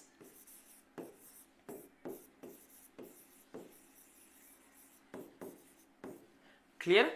अब इसके अंदर मान लो कि मुझे बताना है इन सभी एलिमेंट्स के बारे में बात करनी है, इसके अंदर जितने भी, इस चीज के अंदर जितने भी एलिमेंट्स है उसके बारे में बात करनी है। तो उसके बारे में बात कैसे करूंगा, मैं लिखूंगा, मान लो ए एक एलिमेंट है जो कि मैंने यहां से लिया हुआ है, तो इसको लिखा जाएगा ए में है, ए बिलोंग्स टू ए। इसको कैसे पढ़ा जाता है, ए बिलोंग्स टू ए। ठीक है, हिंदी में कैसे पढ़ा जाता है इसको पढ़ा जाता है ए में है, या इससे लिया गया है, क्योंकि इसके अंदर है इसीलिए इसी से लिया जाएगा। क्लियर है बच्चा। तो ये नोटेशन आपको पता होना चाहिए। इसका मतलब है कि ए बिलोंग्स टू ए, मतलब कि ये जो ए की बात कर रहे हैं हम, ए का यूज जहां जहां भी करेंगे उसकी जो भी वैल्यू हम लेंगे वो ए से लेंगे, क्योंकि ये यहां से लिया गया है, मतलब ये वैल्यूज मेरी यहां पर डिपेंड करेंगी। इसके बाद अगर हम बात करते हैं बच्चा, तो मान लेते हैं कि यहां पर अगर आपको कहीं पे ऐसा लिखा हुआ है, इसका मतलब होता है कि ए इज नॉट बिलोंग टू ए, मतलब कि ए में नहीं है, ए इज, ठीक है, या डायरेक्ट लिख लेते हैं ए नॉट बिलोंग।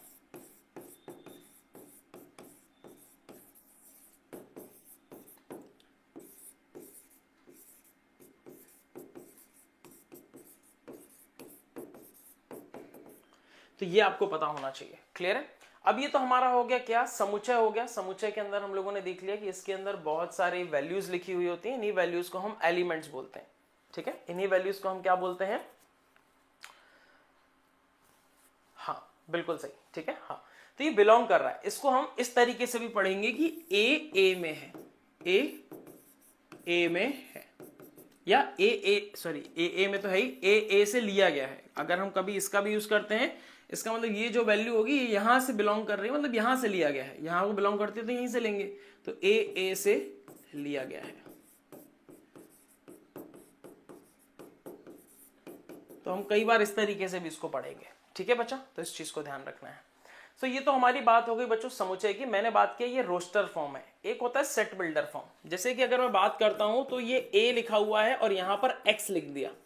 अब एक्स एक वेरिएबल, एक चर है ना, इसकी अलग अलग वैल्यूज हमें मिल सकती हैं। इनकी अलग अलग वैल्यूज के लिए आगे कुछ स्टेटमेंट लिखी होगी, आगे कोई कथन लिखा होगा।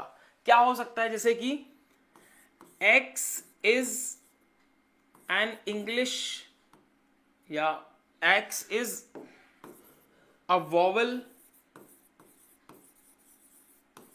of English alphabet।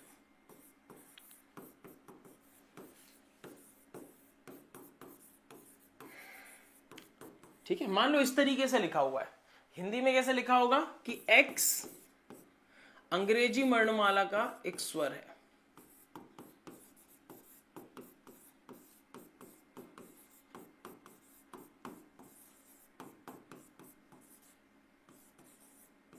क्या है, एक स्वर है।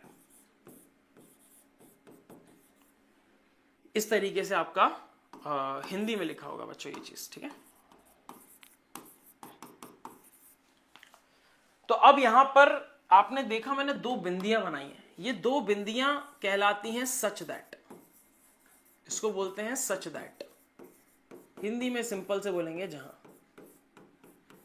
ठीक है, तो a क्या है, a बराबर है x के, जहां such that x is a vowel of English alphabet, x अंग्रेजी वर्णमाला का एक स्वर है। तो अब आपके दिमाग में पता होना चाहिए आपको कि अंग्रेजी वर्णमाला के स्वर क्या होते हैं। तो यहां पर नॉलेज वाली बात आ जाती है बच्चा, है ना, समझ में आ रही बात। तो यहां पे क्या आ जाती है, हमारे पास नॉलेज वाली बात आ जाती है। तो अब हम इसको रोस्टर रूप में कन्वर्ट करेंगे। हम यहां पर लिखेंगे x, x एक वेरिएबल है, यानी इसकी जगह पर डिफरेंट वैल्यूज आ सकती हैं। वो डिफरेंट वैल्यूज क्या होंगी, वो यहां पर लिखा हुआ होगा, वो यहां पर लिखा हुआ होगा। क्लैरिटी है भाई, समझ में आ रही है इतनी बात सबको, बहुत बढ़िया। तो अंग्रेजी वर्णमाला का क्या क्या होता है भाई, तो इसके अंदर ए होता है, ठीक है, ई होता है, आई होता है, ओ यू होता है और यू होता है। तो ये आ गया हमारे पास सेट बन के, ये आ गया रोस्टर रूप में।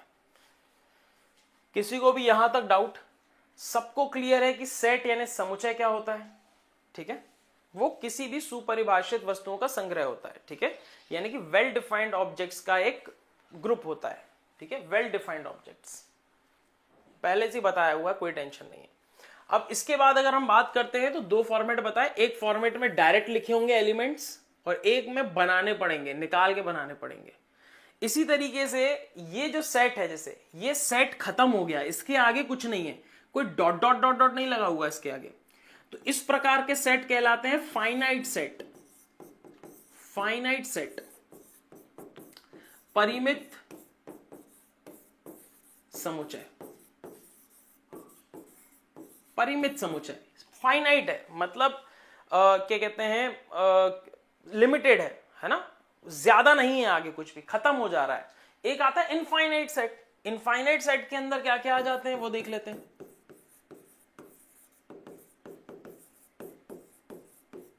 ठीक है, तो अनंत समुच्चय किसको बोलते हैं, तो अनंत समुच्चय के अंदर सबसे पहला आ जाता है हमारा आर।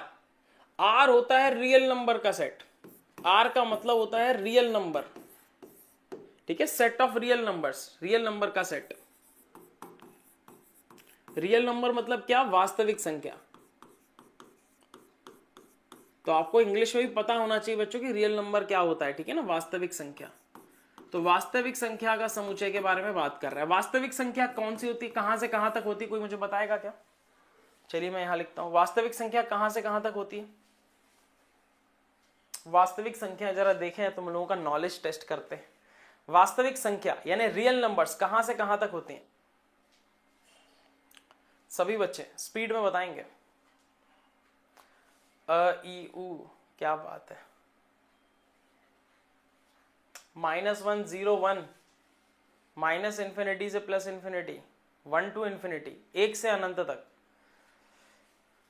सो आंसर है बच्चों कि जो रियल नंबर्स होते हैं ये माइनस इंफिनिटी से लेकर प्लस इंफिनिटी के बीच के सभी नंबर्स होते हैं, ठीक है, माइनस इंफिनिटी से लेकर प्लस इंफिनिटी के बीच के सभी नंबर्स होते हैं, ठीक है। आधे से इतना इतना गलत लिख रहे हैं ना भाई, क्या बताऊं मैं। मुझे ऐसा लग रहा था कि मैं ये सब क्यों पढ़ा रहा हूँ, शायद आप लोगों को आता होगा, बट एज अ टीचर मुझे लगता है कि यहाँ पे हर लेवल के बच्चे हैं, तो मैं जितनी छोटी से छोटी बात होगी, जितनी बड़ी से बड़ी बात होगी, मैं दोनों चीजें यहाँ पे करवाने वाला हूँ, ठीक है, ताकि आप लोग एग्जाम में सब चीजें आते हुए भी गड़बड़ ना करो। तो माइनस इंफिनिटी से लेकर प्लस इंफिनिटी को हम आर यानी रियल नंबर से डिनोट करते हैं। मुझे कोई बताएगा इसके अंदर पॉइंट वाले नंबर आते हैं क्या, रियल नंबर्स के अंदर पॉइंट्स वाले नंबर आते हैं क्या, पॉइंट वाले नंबर, पॉइंट वाले नंबर आते हैं क्या। तो कुछ लोग कह रहे हैं हाँ, कुछ कह रहे हैं नहीं। रियल नंबर के अंदर वो सारे, वास्तविक संख्या के अंदर वो सारी संख्याएं आती हैं जो आप जानते हैं, यानी अगर आप कोई पॉइंट वाला नंबर जानते हैं, 0.3 जानते हैं तो वो भी वास्तविक संख्या के अंदर आएगा, 3.14 जानते हैं वो भी आएगा, तो 2 जानते हैं वो भी आएगा, -5 जानते हैं वो भी आएगा, 5,13,241 अगर जानते हैं तो वो भी आएगा। अगर आप रूट में 2 जानते हैं तो वो भी आएगा, रूट में 5 जानते हैं तो वो भी आएगा, रूट में 9 जो कि 3 के बराबर होता है वो भी आएगा। इसके अंदर वो सारी संख्याएं आएंगी जो आप जानते हैं बच्चा, ठीक है। तो यहां पर पॉइंट वाले नंबर भी आएंगे, बिना पॉइंट वाले नंबर भी आएंगे, नेगेटिव भी आएंगे, पॉजिटिव भी आएंगे, जीरो भी आएगा। इसके अंदर वो सारे नंबर आएंगे जो आप जानते हैं। समझ में आ गई। 0.3 का बार वो भी रियल नंबर्स के अंदर आएगा। सो रियल नंबर के सेट के अंदर सारी संख्याएं आएंगी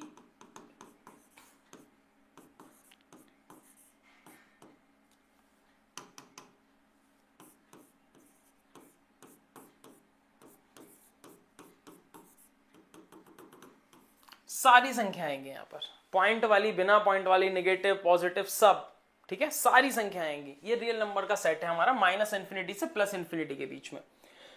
अब अगर मैं यहां पर बात करता हूं तो Q एक सेट का नाम होता है। वैसे तो ज्यादातर जो है, जो भी सेट होते हैं वो आपको दे देते हैं, मतलब हॉल में ही, मतलब क्वेश्चन के अंदर ही बता देंगे कि भैया ये R इसका सेट है, Q इसका सेट है। लेकिन आपको इनके बारे में पता होना चाहिए, ये स्टैंडर्ड है, मतलब कि ये लिखे हुए आ जाते हैं कि N पर बिलोंग करता है। Q क्या होता है? Q परिमेय संख्याओं का समुच्चय होता है, यानी कि रैशनल नंबर्स का सेट होता है, रैशनल नंबर का सेट, यानी कि परिमेय संख्याओं का समुच्चय, परिमेय संख्या, ठीक है। रैशनल नंबर क्या होता है? परिमेय संख्या। तो परिमेय संख्याओं का समुच्चय। परिमेय संख्याएं कौन सी होती हैं? तो जो हमारा रियल नंबर होता है ना, वही दो पार्ट्स में डिवाइड होता है। जो मेरा रियल नंबर होता है, जो मेरी वास्तविक संख्याएं होती है, वही दो पार्ट में डिवाइड होती हैं। एक होता है हमारा क्या, रैशनल नंबर, एक होता है इररेशनल नंबर। रैशनल नंबर होता है और इररेशनल नंबर होता है, तो दो नंबर्स होते हैं हमारे सामने, राइट, रैशनल नंबर और इररेशनल नंबर। सो अगर मैं यहां पर बात करता हूं बच्चा रैशनल नंबर के सेट की, तो ये भी माइनस इन्फिनिटी से लेकर प्लस इन्फिनिटी के बीच के सारे नंबर होते हैं, बस इसके अंदर इररेशनल नंबर नहीं होते, अपरिमेय संख्याएं नहीं होती हैं। अपरिमेय संख्याएं कौन कौन सी होती है? कोई एक एग्जांपल बताएगा यहां पे? ठीक है,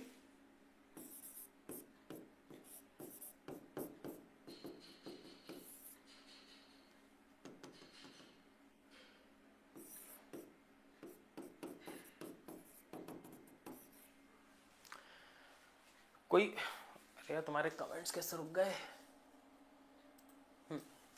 सो √2, बहुत बढ़िया, वेरी गुड। सो यहां पर √2 होगा, यहां पर √2 नहीं होगा। समझ गया ना मेरी बात? रियल नंबर्स के अंदर परिमेय और अपरिमेय दोनों संख्याएं होती हैं, ठीक है। इसके अंदर परिमेय अपरिमेय दोनों संख्या होती है, रैशनल इररेशनल दोनों होते हैं। ये इसी में से ही दो पार्ट्स में डिवाइड होता है। जैसे अगर मैं बात करता हूं रैशनल नंबर का सेट, तो इसके अंदर रूट अपूर्ण वर्ग, यानी कि नॉन परफेक्ट स्क्वायर वाले जो रूट होंगे, नहीं होंगे इसके अंदर। हाँ बिल्कुल सही, डेफिनेशन वगैरह आप सब लोग जानते हैं, बस एग्जाम्पल इतना तुम बता दो तो काफी है मेरे लिए, ठीक है। √2 बिल्कुल सही बताया आपने, √2, √3, √5, मतलब नॉन परफेक्ट स्क्वायर जितने भी रहेंगे आपके। सो ये इसका रहेगा, ठीक है। इसके बाद हमारे पास, इसके अलावा आप जानते हैं कि इररेशनल नंबर की अगर मैं सेट की बात करता हूं तो IR के फॉर्म में आपको वो मिल सकता है, इररेशनल नंबर का सेट, ठीक है, IR के नाम से मिल सकता है इररेशनल नंबर का सेट्स। तो ये आपके सामने क्या आ जाएंगे? इररेशनल मतलब अपरिमेय संख्या। तो इसका सेट आपको पता है, √2 हो गया, √3 हो गया, एंड सो ऑन। इस तरीके से आपको ये देखने को मिल सकता है। इसमें नेगेटिव नंबर भी मिल सकते हैं, पॉजिटिव भी मिल सकते हैं, ठीक है, नेगेटिव पॉजिटिव दोनों मिल सकते हैं। मान लेते हैं कि -√2 मिल गया, माइनस, ठीक है, इसके बाद आपको यहाँ पे प्लस का √2 मिल गया, प्लस का √5 मिल गया, एंड सो ऑन। तो ये सारे के सारे नंबर यहाँ पर मिलते हैं। लेकिन ये वाला सेट ऐसा नॉर्मली यूज होता नहीं, क्योंकि इसका कुछ कहानी नहीं होता हमारे सामने, ज़्यादातर हमारा यही स्टैंडर्ड सेट होता है। तो इसके लिए इसके बारे में मैं कुछ भी बात नहीं कर रहा हूँ, क्योंकि आप सभी लोग जानते हैं इररेशनल नंबर्स कौन से होते हैं, राइट। पाई भी इररेशनल नंबर के आता है, बस ये याद रखना आप लोग। आगे बढ़ जाते हैं, तो अगला जो सेट है, प्यारा सा सेट है, वो है Z, ठीक है। तो ये वाला भी माइनस इन्फिनिटी से प्लस इन्फिनिटी के बीच में होता है, बस इसके अंदर इररेशनल नंबर नहीं होते, ठीक है, इसके अंदर इररेशनल नंबर नहीं होते। तो ये भी माइनस इन्फिनिटी से प्लस इन्फिनिटी, ये भी माइनस इन्फिनिटी से प्लस इन्फिनिटी, सारे पॉइंट्स वाले नंबर आएंगे, बस इररेशनल नंबर नहीं आएंगे, यानी अपरिमेय संख्या नहीं आएगी। इसके बाद Z होता है, ये इंटीजर्स का सेट होता है, इंटीजर्स का सेट। इंटीजर्स का मतलब होता है बच्चों पूर्णांक, पूर्णांकों का समुच्चय होता है Z, पूर्णांकों का समुच्चय। पूर्णांक कोई बताएगा क्या इसके अंदर क्या नहीं होगा? अगर मैं बात करूं तो ये भी माइनस इन्फिनिटी से प्लस इन्फिनिटी के बीच के सभी नंबर्स होते हैं, ये भी होता है माइनस इन्फिनिटी से प्लस इन्फिनिटी के बीच के सभी नंबर।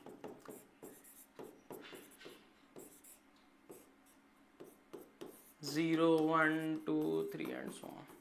लेकिन इसके अंदर क्या नहीं होगा? पॉइंट्स वाले नंबर नहीं होंगे। वेरी गुड यार, वेरी गुड। तो यहां पर बच्चों दशमलव या डेसिमल, ठीक है, वाली नंबर नहीं होंगे।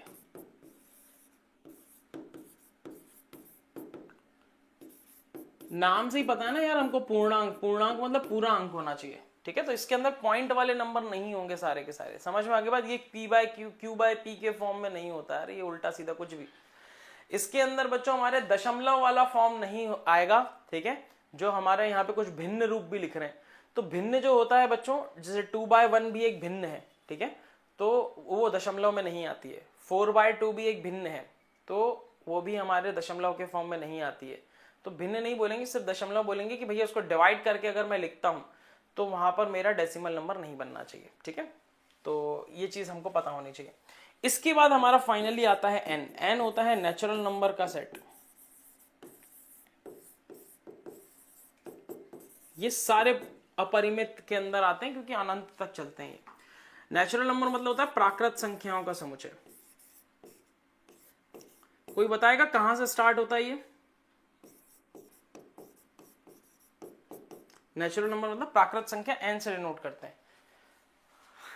ऑल काउंटिंग नंबर्स, बहुत बढ़िया। चलो ये तो सबको पता था।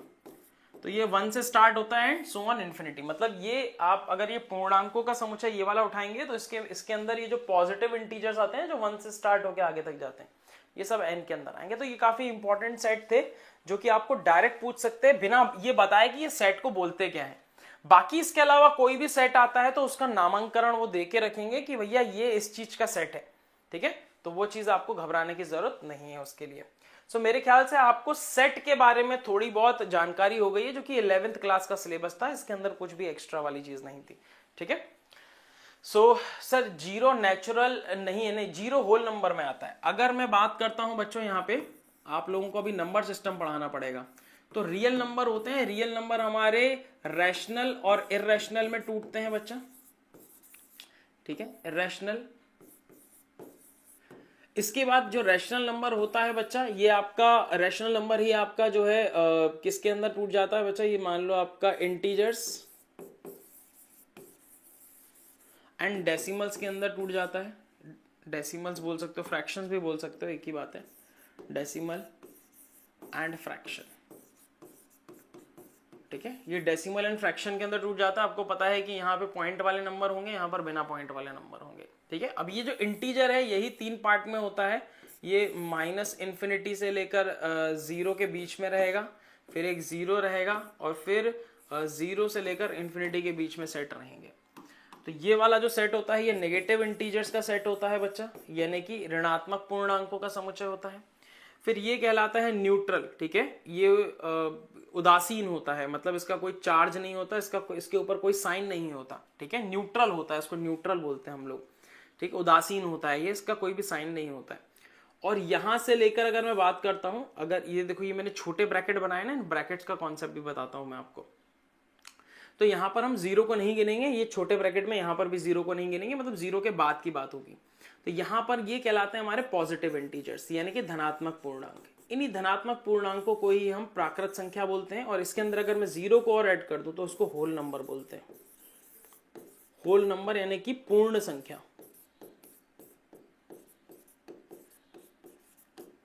क्लियर है। तो पूर्ण संख्याओं का समुच्चय अगर आ जाता है, तो कॉम्प्लेक्स नंबर नहीं है हमारे सिलेबस में, तो उसको नहीं पढ़ना हमें, ठीक है, उसको हमें नहीं पढ़ना।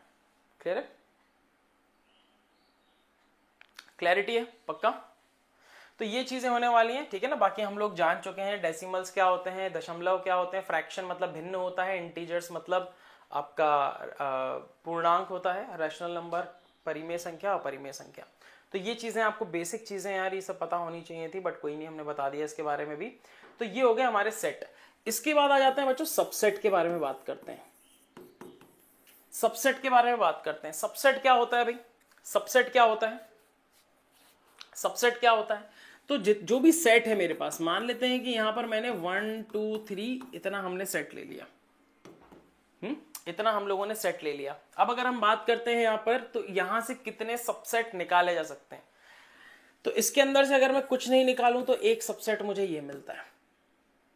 इसके अंदर से मैं सिंगल एलिमेंट निकालूं, जैसे मैं सिर्फ 1 निकालूं, सिर्फ 2 निकालूं, सिर्फ 3 निकालूं, या मैं 2 एलिमेंट करके उठाऊं, सिर्फ 2 निकालूं, मतलब सिर्फ 2 एलिमेंट निकालूं, यानी मान लो 1 और 2 निकालूं, सिर्फ 2 और 3 निकालूं, सिर्फ 3 और 1 निकालूं, समझ रहे हो मेरी बात, या फिर मैं तीनों के तीनों एलिमेंट एक साथ उठाऊं, तीनों के तीनों एलिमेंट एक साथ दो, यानी कि 1 2 3 एक साथ उठाऊं। समझ गए? इनका ऑर्डर आगे पीछे हो सकते हैं, कोई टेंशन नहीं है, लेकिन हम लोगों ने एलिमेंट्स देखने हैं यहाँ पर कितने कितने उठाए। तो अब अगर मैं यहां पर देखता हूं तो मैं इसकी जरा एक बार गिनती कर लेता हूं, 1 2 3 4 5 6 7 8, तो मैं टोटल 8 सबसेट यहां से निकाल सकता हूं। इस सबसेट को उपसमुच्चय बोलते हैं।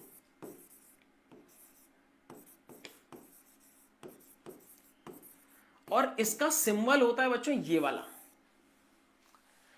यहां से लेकर यहां तक, इवन इसको भी हटा देता हूं। इन सबको अगर मैं बी बोलता हूं, मान लो कि ये सबके सब क्या है, कोई बी सेट को बिलोंग करते हैं, ये सभी के सभी बी है, मतलब बी ये हो सकता है, ये हो सकता है। तो इस वाले केस में मैं क्या बोलूंगा कि भैया बी जो है वो क्या है, फाइव। बी क्या है बच्चों, फाइव। बी क्या है, फाइव। फाइव का मतलब होता है एम्प्टी, एम्प्टी सेट, यानी कि रिक्त है। इसके अंदर कुछ भी नहीं होता। तो इसके अंदर मैं बोलूंगा कि भैया बी जो है वो इसका क्या हो जाएगा, सबसेट होगा। तो इसको कैसे लिखेंगे, बी इज सबसेट ऑफ ए, ऐसे करके कि बी जो है वह ए का उपसमुच्चय है। इसको कैसे पढ़ेंगे, B is subset of A, B is subset of A, B A का उपसमुच्चय है।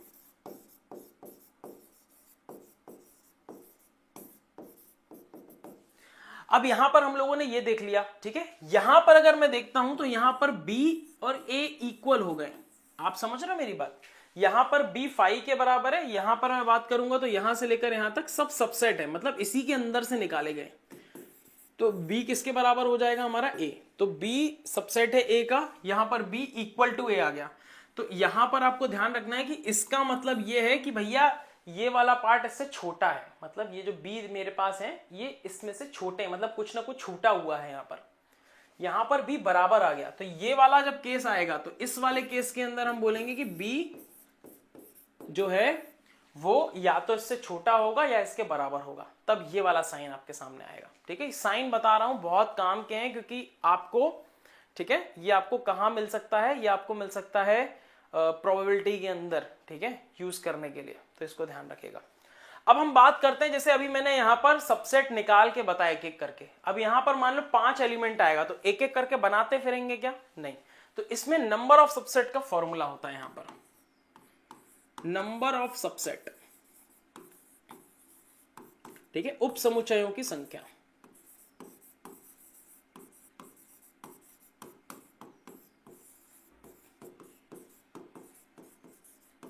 उप समुच्चयों की संख्या। अभी उप समुच्चयों की संख्या क्या है भाई, तो यहां पर अगर मान लेते हैं एक सेट, अभी अभी जो हमने माना था 1 2 3, इसके नंबर ऑफ एलिमेंट्स के बारे में बात करेंगे ना, कि इसके अंदर अवयव कितने हैं। इसको अलग अलग तरीके से दर्शाया जाता है, जैसे कि एन ए के रूप में या मॉड ए के रूप में।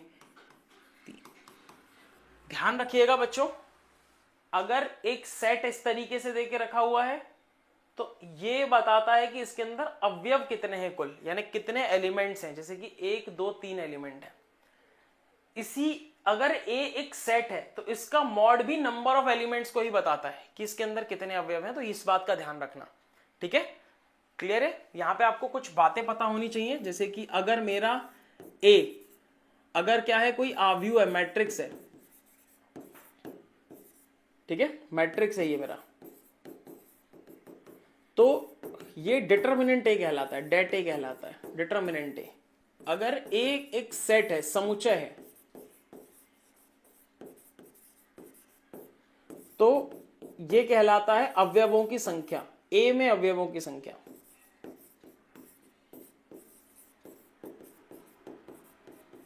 यानी कि नंबर ऑफ एलिमेंट्स। जितने हिंदी मीडियम वाले हैं, इंग्लिश टर्म्स को याद रखना, ध्यान रखना, जो ट्रांसलेशन होता है वो इंग्लिश से ही वहां पर होता है। तो अगर कोई हिंदी वाले क्वेश्चन में गलती है और इंग्लिश में सही है तो आपको मार्क्स नहीं मिलेंगे, क्योंकि इंग्लिश वाला वर्जन को सही माना गया है, ऐसा बोला गया है साफ साफ उन्होंने। तो इंग्लिश वाले वर्जन को ध्यान में रखना है, ठीक है। रुद्र प्रताप, क्या प्रॉब्लम आ रही है? तुमको दिख नहीं रहा है क्या इंग्लिश में लिखा हुआ? ऐसी कौन सी चीज है जो मैंने हिंदी में लिखी है और इंग्लिश में नहीं लिखी है, इंग्लिश में लिखी है हिंदी में नहीं लिखी? क्यों हम फालतू में इसके ऊपर बहस कर रहे हैं? आपको दोनों फॉर्म में लिखे हुए मिलेंगे, ठीक है?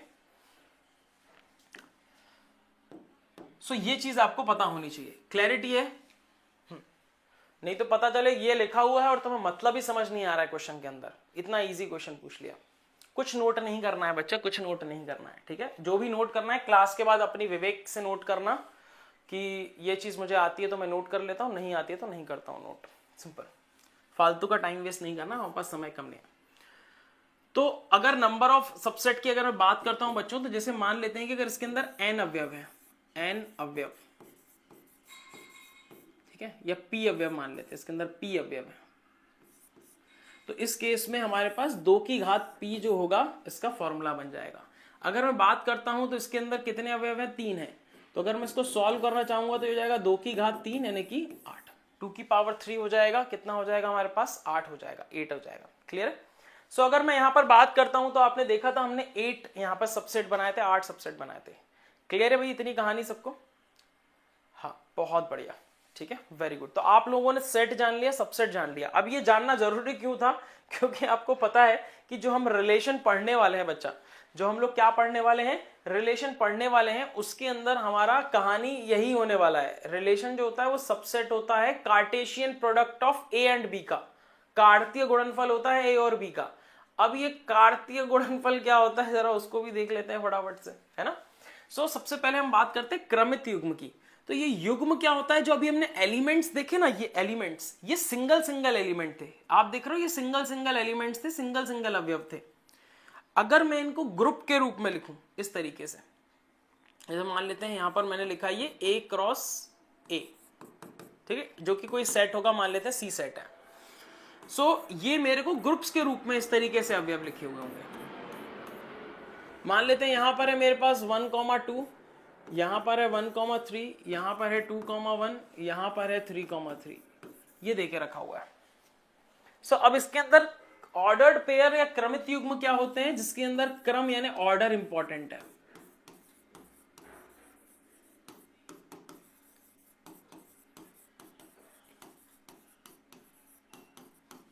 क्या इंपॉर्टेंट है बच्चों? ऑर्डर इंपॉर्टेंट है ना? ऑर्डर इंपॉर्टेंट है का क्या मतलब होता है कि 1,2 और 2,1 दोनों एक नहीं है, दोनों अलग अलग हैं। ऑर्डर इंपॉर्टेंट है का मतलब क्या है कि 1,2 इज नॉट इक्वल टू 2,1, ये दोनों ही अलग अलग हैं, इन दोनों को ही हम अलग अलग मानेंगे। क्लैरिटी? पक्का? सो अगर मैं यहां पर बोलूं कि नंबर ऑफ ऑर्डर्ड पेयर बताओ,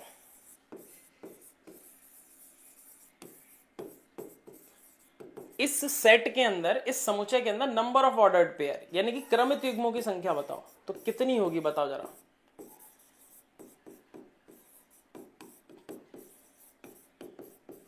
बताओ जरा फटाफट से, क्रमित युग्मों की संख्या क्या होगी बच्चों? क्रमित युग्मों की संख्या गिन लेते हैं ना, 1 2 3 4, 4 है, बिल्कुल सही जवाब है। अब अगर मैं बात करता हूं अक्रमित युग्मों की, वैसे तो अभी ये बताने की जरूरत नहीं है लेकिन आपको पता होना चाहिए, अक्रमित युग्मों की संख्या, युग्म मतलब पेयर, ठीक है?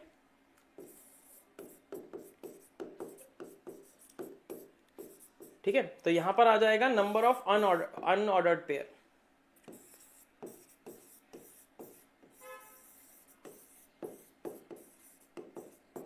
तो अनऑर्डर्ड पेयर का मतलब यहां पर ऑर्डर इंपॉर्टेंट नहीं है, और अगर ऑर्डर इंपॉर्टेंट नहीं है इसका मतलब 1,2 2,1 के बराबर माना जाएगा। ठीक है, क्लियर है? सो यहां से अगर बात करेंगे तो ये 1,2 और 2,1 इसको एक ही मानेंगे, इसको हम एक ही एलिमेंट मानेंगे। ये एक ही एलिमेंट है, ये अलग अलग एलिमेंट नहीं है। तो अगर मैं नंबर ऑफ अनऑर्डर्ड पेयर की बात करता हूं तो हमारे पास क्या क्या मिल जाता है? हमारे पास एक ये मिल जाता है, एक ये और एक ये, तो टोटल 3 एलिमेंट्स मिल जाते हैं हमको। ठीक है, बात समझ में आ गई? लेकिन हमें ये नीचे वाले से कोई फर्क नहीं पड़ता, क्योंकि हमारे को जो डेफिनेशंस आगे मिलने वाली हैं उसके अंदर हम लोग किसके बारे में बात करने वाले हैं? सिर्फ ऑर्डर्ड पेयर के बारे में बात करने वाले हैं। मतलब कि ये सारी की सारी चीजें आपको यूज में आने वाली हैं। अब हम बात करते हैं किसकी? मेन पार्ट की, जिसका नाम है कार्तीय गुणनफल यानी कार्टेशियन प्रोडक्ट। कार्टेशियन प्रोडक्ट के अंदर क्या होता है बच्चों, आपके पास दो सेट होते हैं। अब ये सिंगल सेट हो सकता है जो कि दो बार यूज किया जाए, जैसे केवल ए दिया हुआ है अगर हमें, तो ए क्रॉस ए इसको डिनोट किया जाएगा। और अगर दो सेट देके रखे हुए ए और बी तो ए क्रॉस बी। ठीक है, तो अभी फिलहाल हम दो सेट को यूज करते हैं। यहां पर मान लेते हैं ए 1 2 3 है और एक और सेट है मेरे पास बी जो कि है मान लेते हैं ए बी सी। ठीक है, इस तरीके से। तो ए से बी में कार्तीय गुणन को ए से बी में कार्तीय गुणन,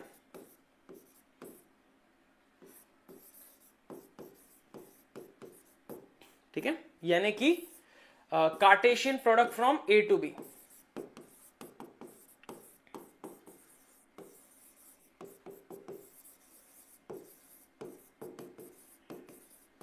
इसको हम कैसे लिखेंगे बच्चा, देखो बोर्ड पे ध्यान से।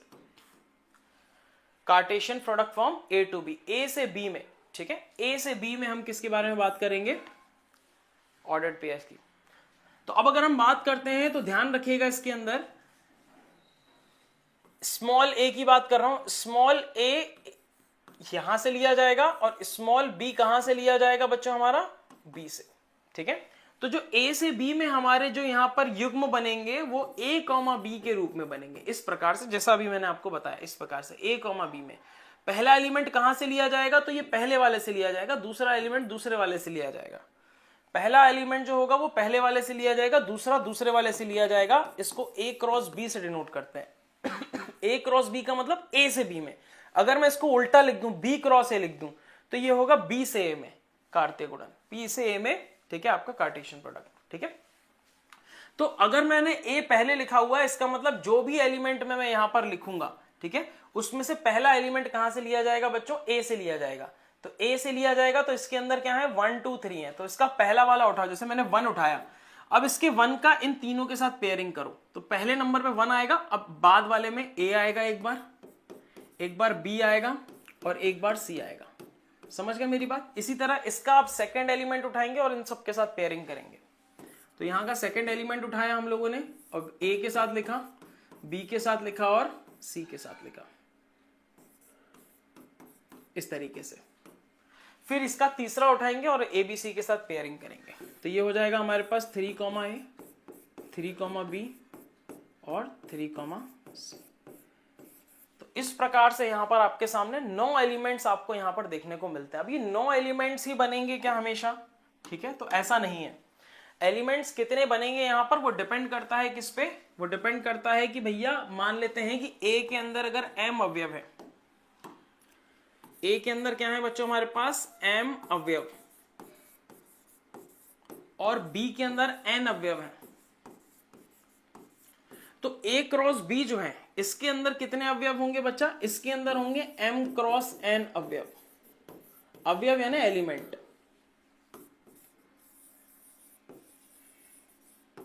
ठीक है, तो इसके अंदर इतने एलिमेंट होंगे। अगर मैं बात करता हूं तो इसके अंदर भी 1 2 3 है, इसके अंदर भी 3 है, तो इसके अंदर होने चाहिए 3 क्रॉस 3 एलिमेंट्स, यानी टोटल 9 एलिमेंट्स। तो इससे ना आप डायरेक्ट कर सकते हो बच्चा, इससे आप डायरेक्ट निकाल सकते हो। ठीक है, कि जो भी हमारा यहां पर कार्तीय गुणन बनेगा उसके अंदर हमारे कितने एलिमेंट्स बनेंगे। अब हम कार्तीय गुणन क्यों पढ़ रहे हैं सर, ठीक है, कार्तीय गुणन क्यों पढ़ रहे हैं, तो बड़ा ही सिंपल सा कहानी है इसका। क्योंकि आपको पता है कि रिलेशन की डेफिनेशन क्या होती है। रिलेशन जो होता है वो दो सेट्स ए और बी, या फिर सिंगल सेट हो सकता है ए क्रॉस ए, जैसे यहां पर मैं लिख देता हूं ए और बी। ठीक है, ये इनका क्या होता है, सबसेट होता है ए क्रॉस बी के कार्तीय गुणन का। अगर सिंगल सेट देके रखा हुआ है तो उस केस में ये ए क्रॉस ए का सबसेट होता है। तो ये हमेशा ऑर्डर्ड पेयर के रूप में आपको देखने को मिलता है। जो भी यहां पर आपके सामने रिलेशन होगा, आपने देखा होगा, वो हमेशा किस रूप में होता है, ऑर्डर्ड पेयर के रूप में होता है, ए कॉमा बी के रूप में आपको देखने को मिलता है। राइट, जिसके अंदर से ए किससे लिया जाता है, पहले वाले से, बी किससे लिया जाता है, दूसरे वाले से। हो सकता है दोनों सेट्स हमारे सेम हो, कोई फर्क नहीं पड़ता, हो सकता है दोनों सेट अलग अलग हो, कोई फर्क नहीं पड़ता। ठीक है, तो यहां तक किसी को भी डाउट है तो पूछ सकते हैं, यहां तक किसी, मुझे पता है टाइम खत्म हो गया, तो फाइनली हम आपको 2 मिनट देते हैं। यहां तक किसी को भी डाउट है बच्चा तो पूछ सकते हैं। ऑर्डर्ड पेयर तक क्लियर है। यहां तक जो भी हमने पढ़ा ये क्लास 11th की कहानी थी पूरी की पूरी आपकी, और क्लास 11th जो है वो आपको हो सकता है दिमाग से निकल गया हो या नहीं पढ़ा हो, तो इसीलिए मैंने आज वो रिवाइज करवा दिया आपको। ठीक है, कोई डाउट नहीं, बहुत बढ़िया। तो आज वाली क्लास को थोड़ा सा रिवाइज करके आना अगर लेट आए हो। ठीक है, कल थोड़ा सा रिवीजन करके आ जाना कि भाई सेट क्या होता है, सबसेट क्या होता है, वगैरह वगैरह। कल हम लोग जो है रिलेशन को स्टार्ट करेंगे, रिलेशन से स्टार्ट करेंगे और रिलेशन के ऊपर ही हम लोग क्वेश्चंस भी करेंगे कल। ठीक है, तो कल हम लोग रिलेशंस के ऊपर क्वेश्चंस करने वाले हैं बच्चों, और नेक्स्ट डे फंक्शंस के ऊपर क्वेश्चंस करने वाले हैं। तो कल मैं आपको फंक्शंस के फॉर्मूले भी दे दूंगा और कॉन्सेप्ट दे दूंगा, ताकि रिवीजन करके आओ, ताकि परसों हम लोग डायरेक्ट क्वेश्चंस को सॉल्व करेंगे। ठीक है, सो किसी को भी अगर डाउट है तो पूछ सकता है। सब लेवल के क्वेश्चंस होंगे, तुमको बिल्कुल भी घबराने की जरूरत नहीं है। ठीक है, जो करवाते जा रहा हो बस तुम उसको करते जाओ। हायर लेवल, लोअर लेवल, ये सब बकवास बातें। चलो, सो टाइम टेबल मिलेगा क्या? टाइम टेबल मैं इसी पीडीएफ, इस पीडीएफ के साथ अटैच कर दूं? चलो मैं इस पीडीएफ के साथ अटैच करके आपको दे दूंगा टाइम टेबल। ठीक है, डन। आपका जो टाइम टेबल रहेगा ना, वो मैं इस पीडीएफ के साथ अटैच करके दे दूंगा। इस पीडीएफ के सबसे लास्ट में आपको टाइम टेबल मिल जाएगा। ठीक है, चलो डन, पक्का। चलो, बहुत अच्छा लगा बच्चों आप लोगों के साथ। कल टाइम से आ जाना, क्योंकि कल से हमारी मेन क्लास चालू है, कल से हमारा सिलेबस चालू है एक्चुअल। आज मैंने आपको इंट्रोडक्शन क्लास दिया, काफी सारे बच्चे ना ज्वाइन नहीं कर पाए थे, उसके कारण से भी मैंने आज जो है ज्यादा लंबा नहीं खींचा है क्लास को। लेकिन कल हम थोड़ा फास्ट चलने वाले हैं, और मैं चाहता हूं कि आप लोग फोकस बनाए रखें बच्चा। ठीक है, आप लोग फोकस बनाए रखें, और आप लोगों को ज्यादा डेफिनेशंस और इन सब में घुसने की जरूरत नहीं है। जितना जितना मैं बताता जाऊं उतना उतना सुनते जाओ और क्वेश्चन लगाते जाओ, तुमसे बनेंगे क्वेश्चंस। ठीक है, चलो मिलते हैं बच्चा। Thank you so much, take care, bye bye, जय हिंद।